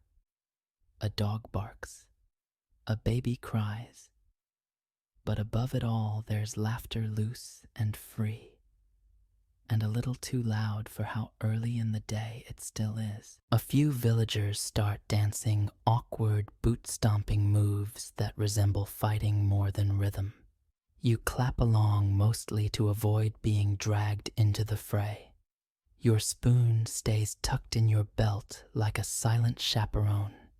You sip your ale slowly, too quickly, and you'll miss the subtle flavors. Like moss. No, that's definitely moss. Scholars often debate the alcohol content of peasant ale. Some claim it was barely intoxicating, more like weak tea. Others say it could knock out a sheep. Your personal opinion? It depends on which cousin brewed it and how much rainwater was accidentally added. You lean back, letting the sun warm your face. This right here is one of the few times in the month when you don't have to haul dig or kneel. You're just a person at a table surrounded by other tired people who have also decided for once to just enjoy being alive. Someone passes you a barley pie that actually still holds its shape. Another miracle. You take a bite. It's dry as sawdust and tastes faintly of whatever it was cooked, next to possibly boots, but it's filling. You don't even mind the grain stuck in your teeth, and the ale helps. It always does. As the sun begins to dip a little lower, casting golden light across the dusty square, you start to feel that familiar fuzziness. Your shoulders loosen, your eyes grow heavy, and the ache in your knees becomes background noise instead of the dominant soundtrack. You raise your mug again, this time to no one and everyone. To ale, to barley pies, to saints you can't name and holidays you barely understand. This is peasant luxury shared loud, slightly sour, but undeniably yours. And for the rest of the day, until the mugs run dry and the bread runs out, you are not a servant to the land. You are a guest at the table. The ale feast winds down slowly, like a sleepy cart horse after a long uphill climb. The fiddler has gone from exuberant screeching to a sort of drowsy bowing that makes the children yawn. Someone's passed out under the table, using a cabbage for a pillow. Though you're still upright. And it's a good thing too, because today you've got plans. You're going to wear shoes. Not your own, of course. Don't be ridiculous. Your family hasn't owned proper shoes in 3 generations. But your cousin's getting married this evening. Yes, the same cousin who did manure duty earlier, still faintly steaming, and he's offered you the ultimate gesture of goodwill, a loan of his backup shoes. Not the wedding pair. No, those are far too special. But his second best pair, the ones with only one noticeable hole and a tongue that doesn't flap too loudly when you walk. You feel honored, truly. Now shoes for a medieval peasant are something between a dream and a liability. They're rare, they're easily stolen, and they're not very good at being shoes. Made from coarse leather stitched with questionable thread and shaped like angry bread loaves, they're not exactly comfortable. But they protect your feet from thorns, from frostbite, from that one pig with no sense of personal space. Historians are still uncertain about how often peasants wore shoes. Some argue that footwear was only for special occasions, while others believe that many went barefoot by necessity, especially in warmer months. Either way, for you, this is a big deal. You slip them on slowly, reverently. The leather creaks, a good sign, a sign of sturdiness, or possibly of dryness. You ignore the tiny pebble inside. that's just tradition. Your big toe immediately bumps into a hardened lump of something, but you press on. The feeling of a soul between your skin and the earth is strange, alien even, like wearing someone else's legs. You stand, take a tentative step, and almost fall over. Excellent. That's how you know they're real shoes. Your cousin smirks as he adjusts his wedding tunic, white linen, borrowed from the church, and probably returned with interesting stains. He sees your wobbly stride and gives you a wink. Walk like you own 'em, he says. You nod solemnly. You plan to do exactly that just as soon as you learn to walk again. The villagers are already gathering around the central tree where the wedding will be held. A garland of wild flowers droops from one low-hanging branch, and someone stuck a few ribbons into a bundle of reeds to make it festive.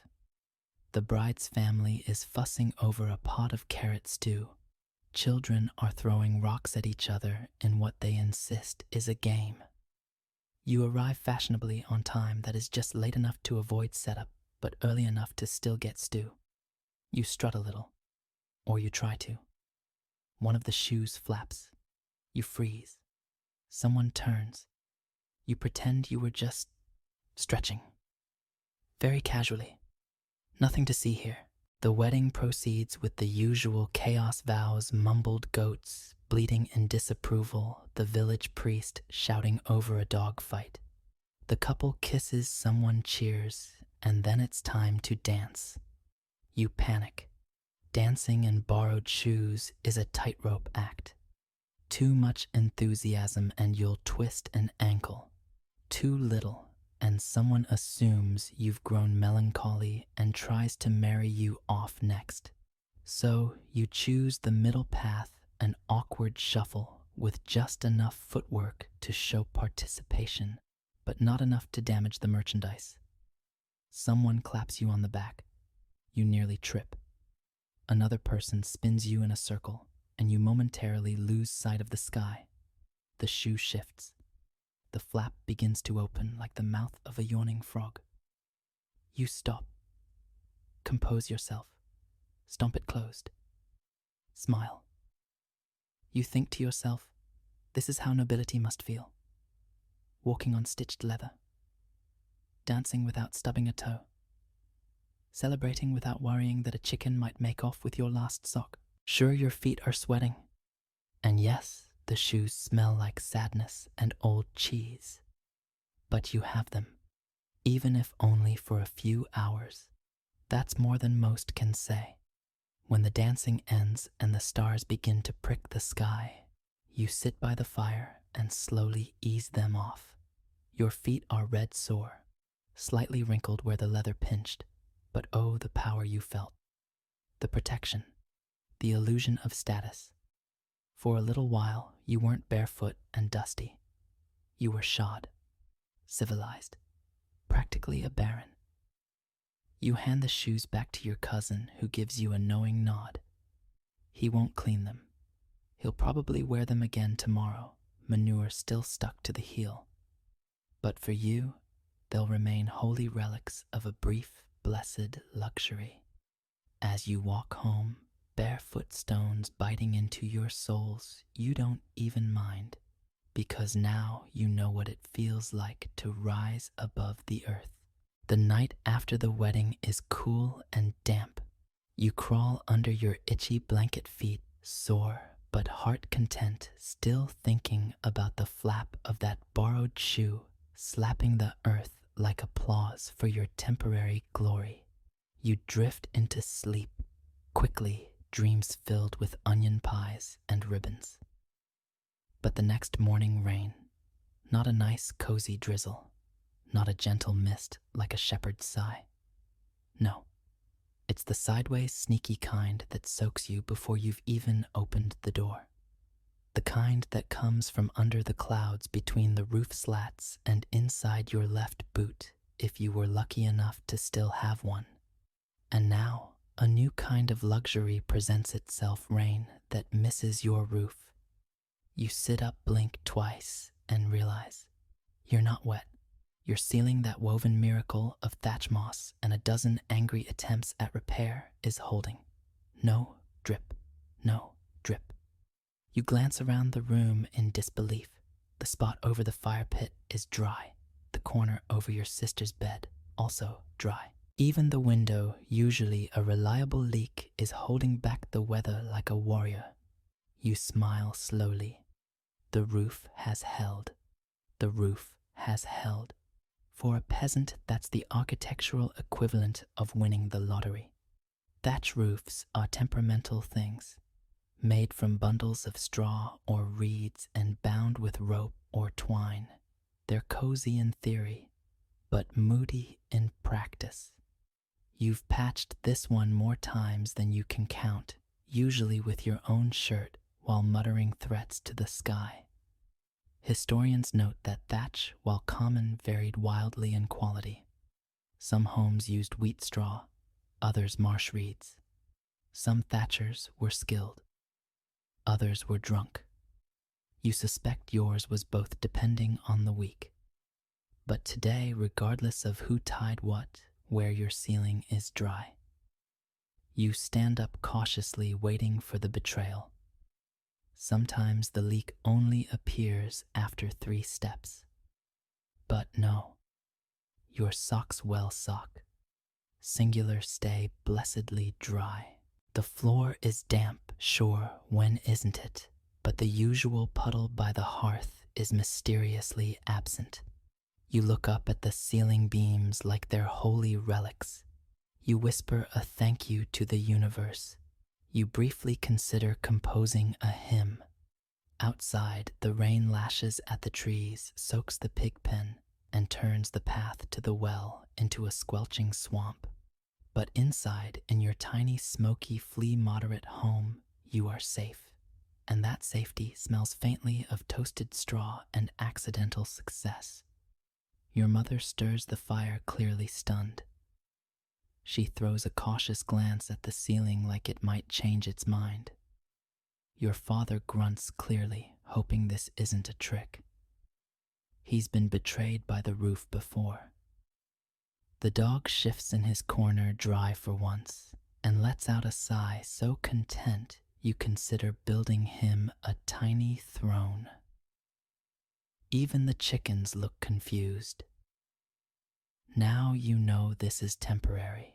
Tomorrow the wind could shift, blow a tile loose, send a squirrel skittering through the rafters, and undo everything. But today you are kings. You gather your tunic, still miraculously dry from where it hangs, and head toward the door. Rain slaps the ground like a scolding hand. The air smells of wet dirt and sheep panic. You peer out cautiously, half expecting the heavens to change their mind and drench you in revenge for your arrogance. But no, you're still inside, and still dry. You think back to last season when a surprise storm soaked half the cottage, and you had to sleep standing up while hugging a dry patch of wall like a desperate lover. You think of the time the roof leaked directly into your stew.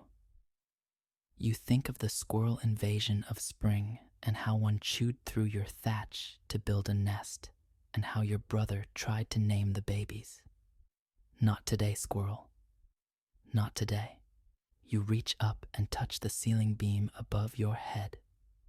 Solid, firm, not crumbling to powder in your fingers. You whisper a little thank you to your past self for actually fixing it properly that one time, instead of just stuffing an old boot into the hole. Across the yard, your neighbor is not so lucky. Water pours from the corner of his roof in a miserable stream, landing directly in his morning oats. He scoops a spoonful anyway, shoulders hunched in defeat. You raise a sympathetic eyebrow as you sip your very dry morning gruel. There's a very specific joy in watching someone else's roof leak while yours doesn't. It's not malicious. It's just grateful smugness. You wouldn't wish a leak on him, but you're still deeply, quietly thrilled that it's not your problem today. Rain in a peasant village is complicated. It waters the fields, feeds the crops, softens the mud just enough to plant beans. But it also brings rot, damp mold and the occasional collapse of someone's entire bedroom wall. So, when your roof stands firm, when your sleep goes uninterrupted and your blanket stays merely itchy instead of soggy, that's luxury with a capital L. You sit by the hearth, wrap your dry cloak around your shoulders, and smile. Today the sky came down, and you miraculously stayed up. The rain clears by midday, leaving behind a mushy, grateful silence. The kind of quiet where the earth takes a breath, soaked, softened, but not yet drowned. You step outside, marveling again at the miracle of your intact roof, and glance toward the chicken coop. You brace yourself. They're still there. All of them. All your chickens, every scraggly, moody, feather-flinging one of them still alive. This is not normal. Keeping chickens in a medieval village is like trying to hold water in a sieve. Between foxes, thieves, hungry neighbors, and that one rooster with a death-wish poultry is basically living currency with wings and poor survival instincts. But today none are missing. Luxury comes in many forms, and sometimes it clucks. You kneel by the pen, squinting to count them just to be sure. 1, 2, 3. Yes, even the limping one with the personality of a boot, all present and accounted for. You nod with cautious joy. There's no telling when that'll happen again. You remember last winter when someone made off with your best layer. Just gone overnight. Not even a feather trail. You spent a week interrogating the village children and sniffing pies at the communal oven. Never found her. You still think about that bird. And it wasn't just thieves, foxes crept through the brush like ghosts. Owls bold as nobles swooped down under cover of night. One time, a traveling peddler offered to sell you a fox-repelling amulet made of twine and goose droppings. You declined. Barely. Scholars still debate just how many animals medieval peasants truly owned. Some say a handful, others claim larger flocks were common in richer villages. But you know one truth, however many you had, they were never enough. Because something always took them. But not last night. You reach into the coop and scoop up one of the hens. She squawks in protest, flaps half-heartedly, then settles into your arms like a slightly judgmental pillow. You smile. She's warm, and more importantly, yours.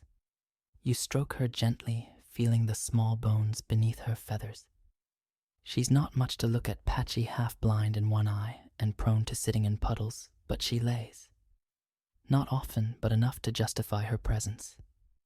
And she hasn't attacked a child in at least a month. Progress. You glance at the gate, still latched. The fence holding. You do a quick check of the surrounding yard just in case. No prints. No feathers strewn in panic. Just soggy earth and the faint scent of cabbage from the neighbor's garden. You exhale. You think back to that one night 3 years ago maybe when a fox dug under the fence and took everything. You'd fallen asleep with your boots still on and woke up to silence. No squawking, no flapping, just emptiness. It was like the soul had been scooped out of the yard. Your sister had cried. Your mother had sworn so creatively the priest wouldn't speak to her for a week. You had to trade your only pair of dry socks for a half-grown hen. You don't like to talk about it. But this morning nothing's missing. Nothing's torn.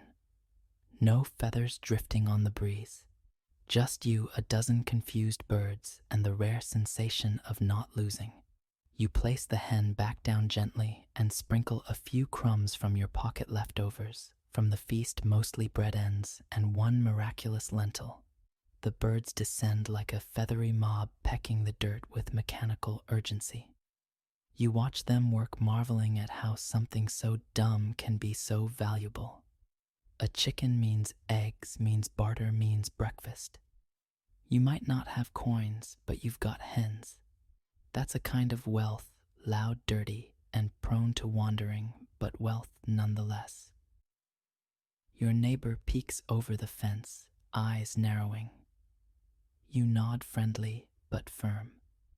He smiles, but you've seen that smile before.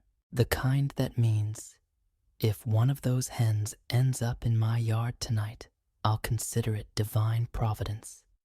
You move the feed bucket a little closer to the coop just in case. Later, you'll add a few stones along the bottom of the fence patch, a soft spot near the gate.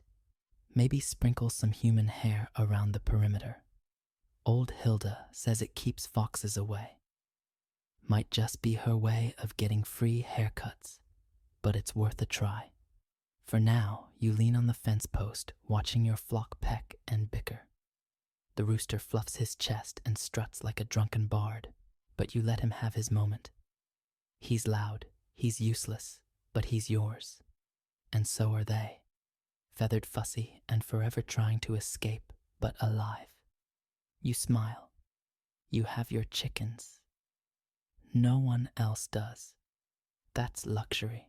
It's late afternoon now, and the golden light falls in soft stripes across the yard. Your chickens have retreated under the eaves to gossip about worms. The puddles are drying, and you lucky soul that you are make your way toward the hearth for one more small miracle. For 5 whole minutes, just 5, you get to sit by the fire, alone. No one yelling. No sibling elbowing you in the ribs. No neighbor barging in to borrow a coal and casually stay for 3 hours. Just you, a flickering flame, and the rare joy of heat hitting your knuckles at the same time as your toes. Fire in your world is not romantic. It's not cozy. It's not that crackling fireplace from someone's holiday postcard. It's practical. It's survival.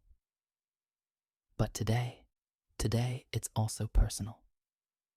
You ease down onto the 3-legged stool still warm from where your grandmother had it tucked under her and stretch your hands toward the embers. They're glowing a soft red, just hot enough to push back the damp that's been clinging to your sleeves all day. You sigh, not dramatically, just enough to remind the gods that you're grateful. Heat is a strange luxury. It's not always scarce, but it's always shared. There's never enough fire for everyone. On cold nights, you huddle like potatoes in a sack, rotating toward the hearth, like human rotisserie chickens. Elbows in faces, feet in armpits. The dog somehow always gets the prime spot. Historians tell us hearths were the center of medieval homes, not just for cooking, but for life itself.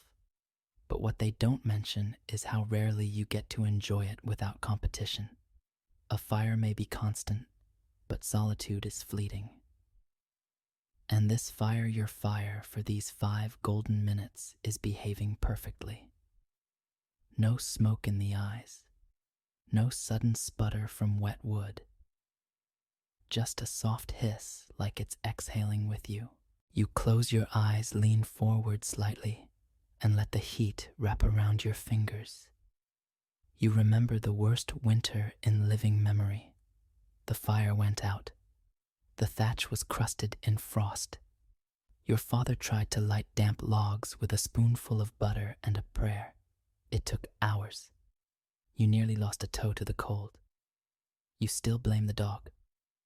But not today. Today the kindling caught. The logs burned. The wind stayed outside. And for a few precious moments, you are warm all the way through. Your mother passes behind you and hesitates. She sees your face, sees the moment. And instead of assigning a chore or handing you a crying baby, she just moves on. A rare act of mercy. You nod slightly in her direction. Silent thanks for the sacred pause. You look around the hearth. A dented kettle hangs from the iron arm, steaming faintly. Someone's trying to soften onions. The smell is earthy, sharp, slightly hopeful.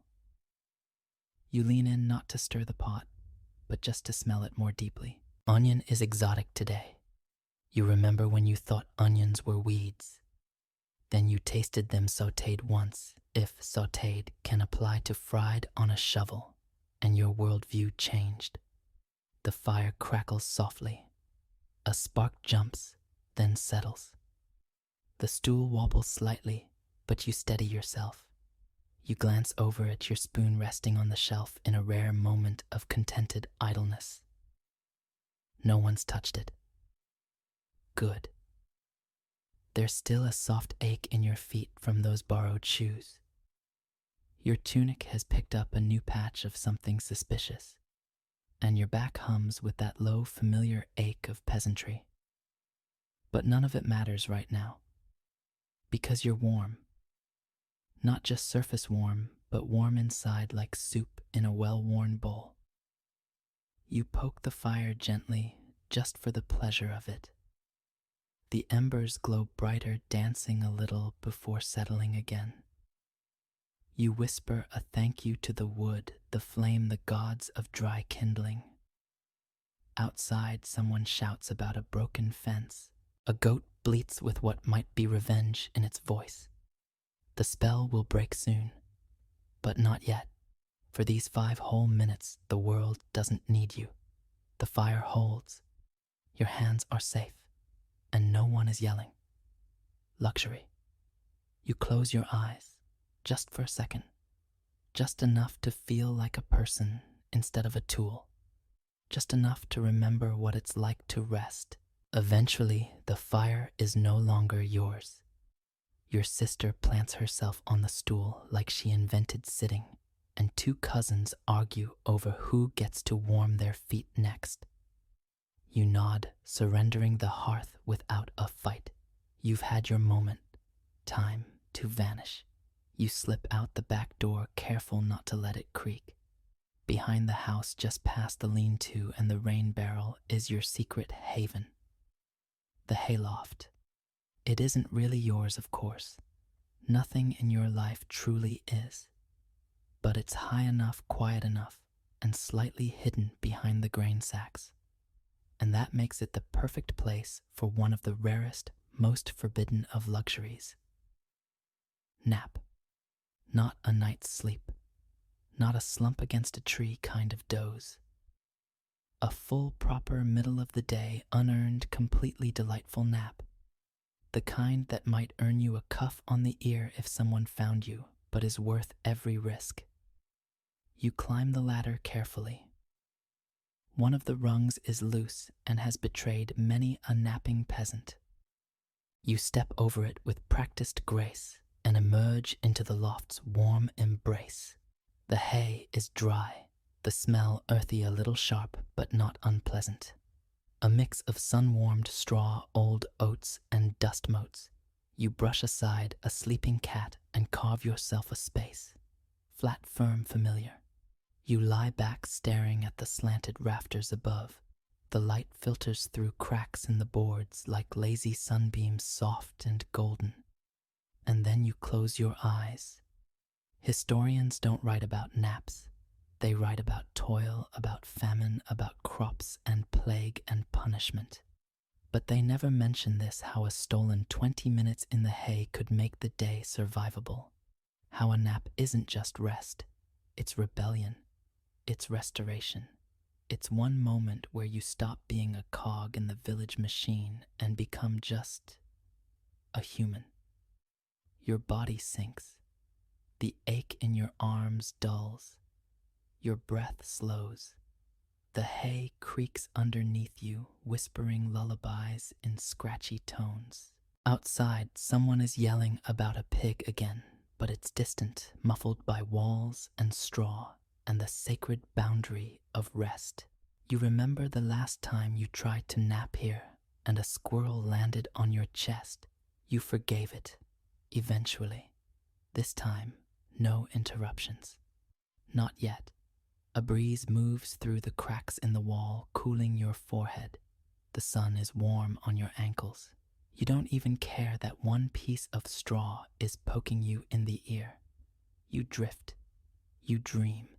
You become for a moment the kind of person who doesn't have anything to do. Not because there isn't work waiting, but because you choose to ignore it. That's the power of a nap. It suspends reality. You shift once, tuck an arm under your head, and think about nothing in particular. Maybe bread. Maybe chickens. Maybe how good it feels to lie down without someone yelling, "Where's the bucket?" before your eyes even shut. You hear a pigeon cooing somewhere in the rafters. You name it, Morris. There's a kind of quiet here that you don't find anywhere else. Not in the house, not in the fields, not even in the woods. It's the quiet of being hidden and allowed, of not being expected to do or say or fix. And for a little while, you are no one's sibling, child worker, or cook. You are just you, lying on hay, existing. Eventually, someone will find you. They'll holler. They'll shake the ladder. They'll say, "We need help with the goat," or "the stew's burning," or "Did you eat the last of the bread?"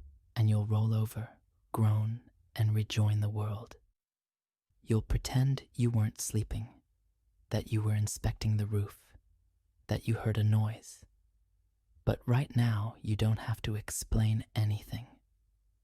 You nap, and you dream of porridge with 2 eggs, of shoes with no flaps, of that perfect fire glow. And no one can take that from you. You wake slowly the way someone does when time has briefly stopped paying attention. No shouts, no foot in your ribs, no urgent need dragging you back to the world. Just a long blink, a creaky stretch, and the soft crinkle of hay rearranging itself beneath you. A pigeon flaps overhead, probably Morris. You nod at him, still half dreaming, and roll to your side. You're not fully awake yet, but that's okay. The day's work will find you soon enough. And when it does, it comes not with a chore, but with something better, a song. It starts faintly, someone in the yard below humming an old tune, wordless mostly. Just a rise and fall like waves lapping against a tired boat. Then another voice joins in, layering a shaky harmony. You know the melody. Everyone does. It's the one about the 3-legged goat who outran a knight. Or maybe it's about ale. Honestly, it changes every time. You smile, and without quite meaning to, you hum along. In a world of clatter and barking, and the endless sound of someone spilling something, singing is a strange sort of luxury. It doesn't cost anything. It doesn't feed you, but it lifts you just a little, especially when it's bad. And this singing, it's awful, gleefully, proudly awful. You sit up, brush the hay from your tunic, and peer through the slats in the loft wall. Below, half the village has gathered near the old well. Buckets dangle forgotten. People are clapping off beat. A boy is using 2 spoons as percussion, and not particularly well. It's perfect. You descend the ladder slowly, making sure the loose rung doesn't betray you, and join the chaos. The singing swells. Now words are involved, possibly even verses. Someone sings about cabbages like they're long-lost lovers. You suspect a verse about St. Agnes will arrive soon, as it always does, and no one will remember what she's famous for. Doesn't matter. It rhymes with Bragness, and that's enough. Historians sometimes dismiss peasant culture as dull or humorless, But clearly they've never heard what happens when you give a crowd a bit of ale and no supervision. Singing is part of the rhythm of survival. It fills the cracks that cold and hunger leave behind. And when done terribly, it's even better. You join in with gusto. Your voice cracks immediately. Someone cheers. The song shifts halfway through. Now it's about turnips, or the bishop's missing goat, or the price of eggs. You're not sure. You're mostly trying not to choke from laughing. Someone is dancing now, shuffling sideways with their elbows up, a move affectionately known in your village as the cow slide. A small girl throws a handful of flower petals into the air and yells, "Feast of the moon," despite it being late afternoon. No one corrects her. It's a strong choice. This kind of gathering happens rarely when the weather is good, when no one is too sick or too angry, and when someone has the bravery to start the first note. Today, the courage came from old Hilda, who now stands in the center, clapping so hard she's nearly wheezing. You lock eyes with her, and she points at you with a finger so bent it's practically a question mark. She gestures for you to sing solo. You freeze. Everyone looks. You panic, and then you do it. You open your mouth and let out the first line of the Goat Night song, your voice wobbling like fresh jelly. The village erupts. Cheers, whoops, a few claps. A boy pretends to faint. You grin. You've hit the big time. Sure, you're off key. Sure, you forgot verse 2 and replaced it with dramatic humming. But no one cares. You've joined the grand tradition of communal noise-making, bad, bold, and blissful. Scholars sometimes debate whether peasants sang to escape hardship or to embrace it. But for you, it's not about escape or acceptance. It's about filling the silence with something that belongs to you. And you realize something. No one is judging. No one's keeping score. You can be as flat as a poorly baked pie and still be part of the sound. Luxury in this world isn't always warm porridge or dry socks. Sometimes it's singing terribly and knowing that no one will stop you. You keep going until your voice gives out, until the song disintegrates into giggles and wheezing. The sun is lower now. The shadows are long. The chickens are judging you silently from their perch, but you don't care, because for a while you weren't just a tired, muddy, underfed peasant. You were a performer, a legend, a keynote in a chorus of mischief. And nobody, not even the bishop, can take that away from you. Evening descends slowly like a sleepy ox laying itself down for the night, unhurried, inevitable, a little clumsy. The golden sky fades into a dusky blue, and your stomach, ever the impatient one, begins to grumble again. You've had worse days. You've definitely had worse days. But you're still hungry. So you drift toward home, sniffing the air with hopeful nostrils. Something is cooking. Something good. And when you enter the house, what greets you nearly makes you stop in your tracks. On the table in the cracked wooden bowl sits something you haven't seen in weeks. Bread, with actual wheat in it. You stare like it's a vision. You half expect a choir of angels to descend, perhaps tripping over the rafters while humming harmonies. This isn't rye. This isn't barley. This isn't that strange lump of mashed peas someone once called flat cake. This is wheat bread, crumbly, light-ish, tan with a hint of gold. And it's on your table. You look around, half suspicious. Did someone die? Did someone steal it? Did your sister trade your last sock for this divine loaf? Leftovers, your mother says casually, as if this isn't the edible equivalent of buried treasure. From the Lord's kitchen, the steward gave us a sack of scraps. Scraps. You laugh softly. If this is a scrap, you'll eat scraps every day until your teeth fall out. You pick up the loaf. It's small but heavy for its size. You give it a little squeeze. The crust is firm but not rock hard. There's no visible mold, no alarming green patches. It's the color of hope. Historians often talk about how most peasants lived on dark, coarse bread, heavy with bran filled with filler grains, sometimes even tree bark or old peas porridge. But wheat that was for the upper crust. Literally. The church, the nobles, the very well-fed monks up the road, they ate wheat. You didn't. Until now. You sit down with reverence, break off a piece, and chew. It is fluffy. Not soft exactly, but not dense enough to hurt your jaw. There's a hint of flavor, flowery, maybe even a bit sweet. You consider whether this is a hallucination brought on by onion fumes, but no, it's real. Your sister watches you chew like she's waiting for the verdict. You nod. This is the best thing I've eaten since last feast day. She grabs a chunk. Your brother follows suit. Within seconds, it's a frenzied but mostly polite demolition of the loaf. You all chew in silence like worshippers at a holy site.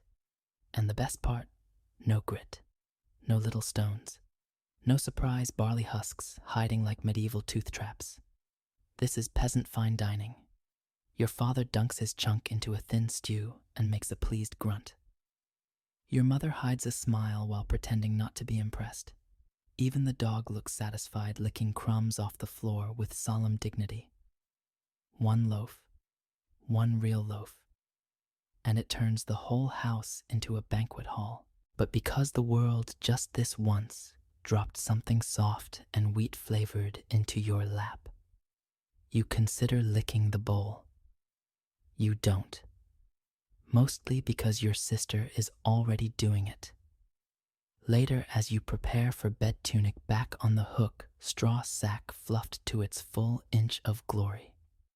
You think about that loaf, not just the taste of it, but what it meant. That for one meal you weren't surviving. You were treating yourself in the most medieval way possible.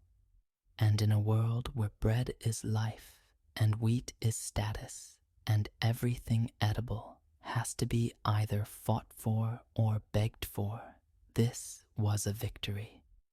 A small, crusty, slightly stale victory. But a victory nonetheless. The fire has died down. The coals glow like sleepy eyes half shut in the hearth, and the house is filled with the kind of warmth that doesn't come from heat alone. It's the kind that settles in after a rare real meal and a long, odd day that against all odds didn't end in catastrophe. You're full, your tunic is still wearable, the chickens are accounted for, and your mattress is only slightly itchy. At this point, you're practically royalty, and then comes something you didn't expect. The village healer drops by. She's not here for a crisis. No one's dying. No one has an infected toe or a sheep-induced concussion. No, she's just stopping in to check on your mother's knees, and in doing so, gives you one of the strangest, softest, rarest luxuries of all, a hug. Not just a stiff pat or a distracted side squeeze. A real full-bodied, back-cracking embrace. The kind that wraps around your ribs and reminds you that you are in fact still made of flesh and not just chores. She pulls you in suddenly, muttering something about growing like a weed, and you look like you've seen a ghost, and you're too stunned to resist, and you let it happen. It's awkward, sure. She smells like garlic and damp leaves. Her cloak is damp.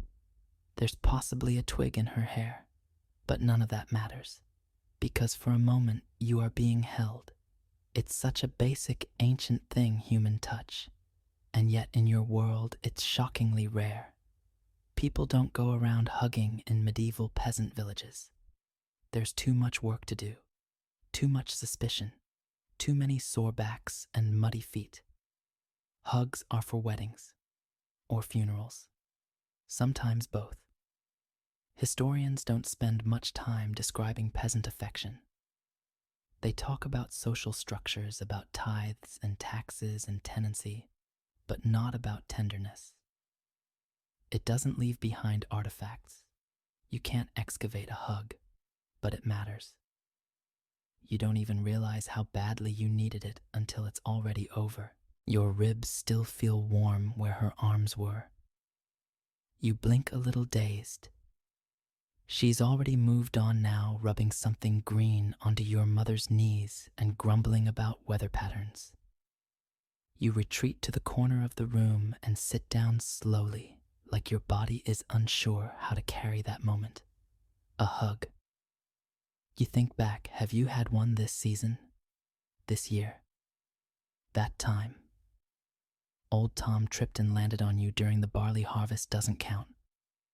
Nor does the accidental group tumble into the duck pond last spring. This one was intentional, and that's what makes it luxury. You watch the healer work. She's not what most would call gentle. She smears her mystery salve with the force of a carpenter, but she hums as she moves. A little tune. Something about cows and clover. It makes your mother chuckle. You sit there cross-legged on the dusty floor and listen. You know she'll leave soon. She always does. Like a traveling herb-scented thundercloud, she appears. She blesses, she berates, and then she vanishes into the mist, probably to go yell at someone about their lack of nettle tea. But for now, she's here, and she's left behind this odd, gentle thing. That brief, strange hug. That reminder that even in a life built from dirt and duty, there is space for softness. You reach for your spoon, not because you're hungry, but just to feel something that belongs to you. The healer sees you and winks. Keep that belly full, she says. And your heart too. You nod, not trusting your voice. She's gone in moments, leaving behind the scent of wild mint and wet wool. The room settles. Your mother stretches her newly greased knees.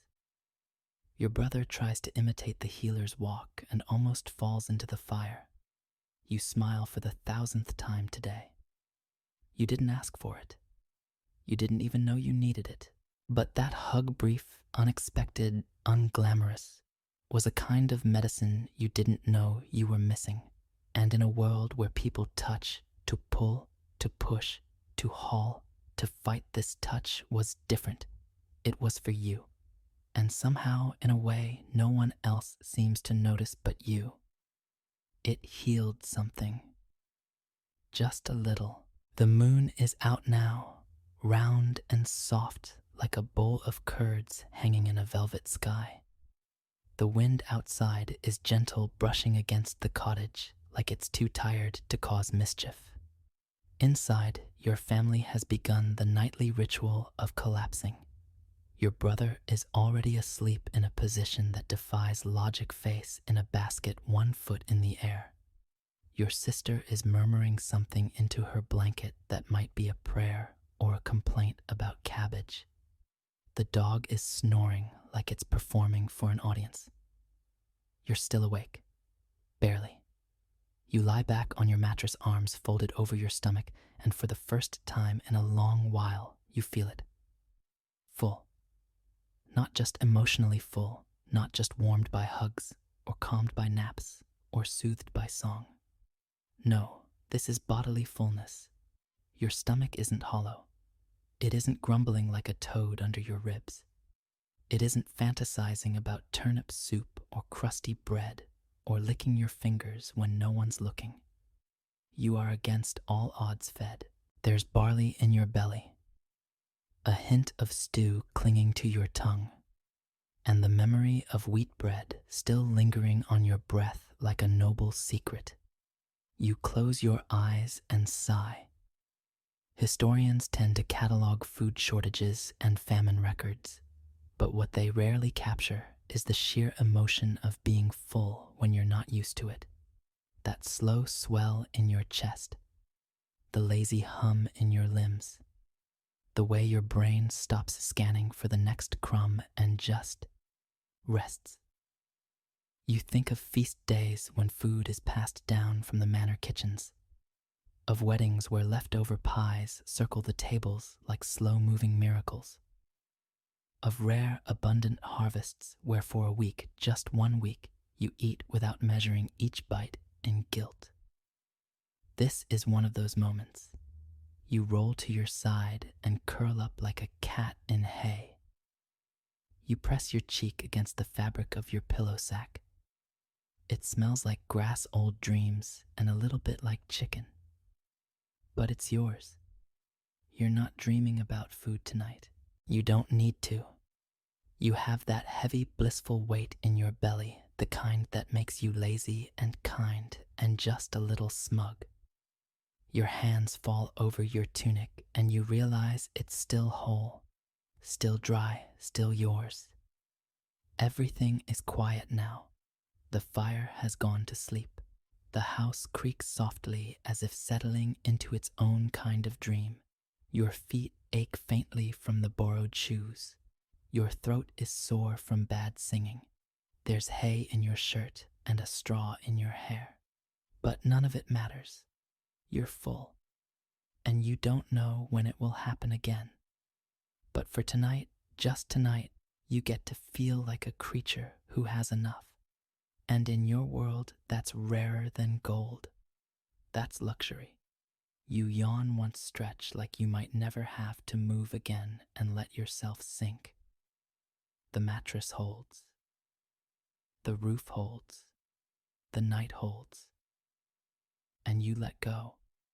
And now as the moon hangs just a little higher and the world around you falls deeper into sleep, you let your thoughts drift too. Slowly, gently, the day is over. You've laughed, you've eaten, you've remembered what warmth feels like, what singing sounds like, what a hug does to a tired chest. You lie still with nothing left to do, no buckets to carry, no wood to chop, no chickens to chase. Just breath, just rest. Your fingers curl under the blanket. You feel your breath slow. The straw whispers softly beneath you, shifting just enough to make a nest. Your ears tune out the world, the sound of wind, the creak of rafters, the deep rhythmic snore of a relative who's somehow fallen asleep with their mouth open. All of it melts into background. You have no plans tomorrow, not yet, and that's fine. Let the sun come when it comes. Let the rooster crow when he must. Tonight you are warm. You are whole. You are full. And whether you wake to rain or sun, or the familiar clang of a dropped cooking pot, it doesn't matter now. Right now you are wrapped in softness. Right now the world is still, and you are allowed to rest. Sleep well. Sleep deep. You've earned it.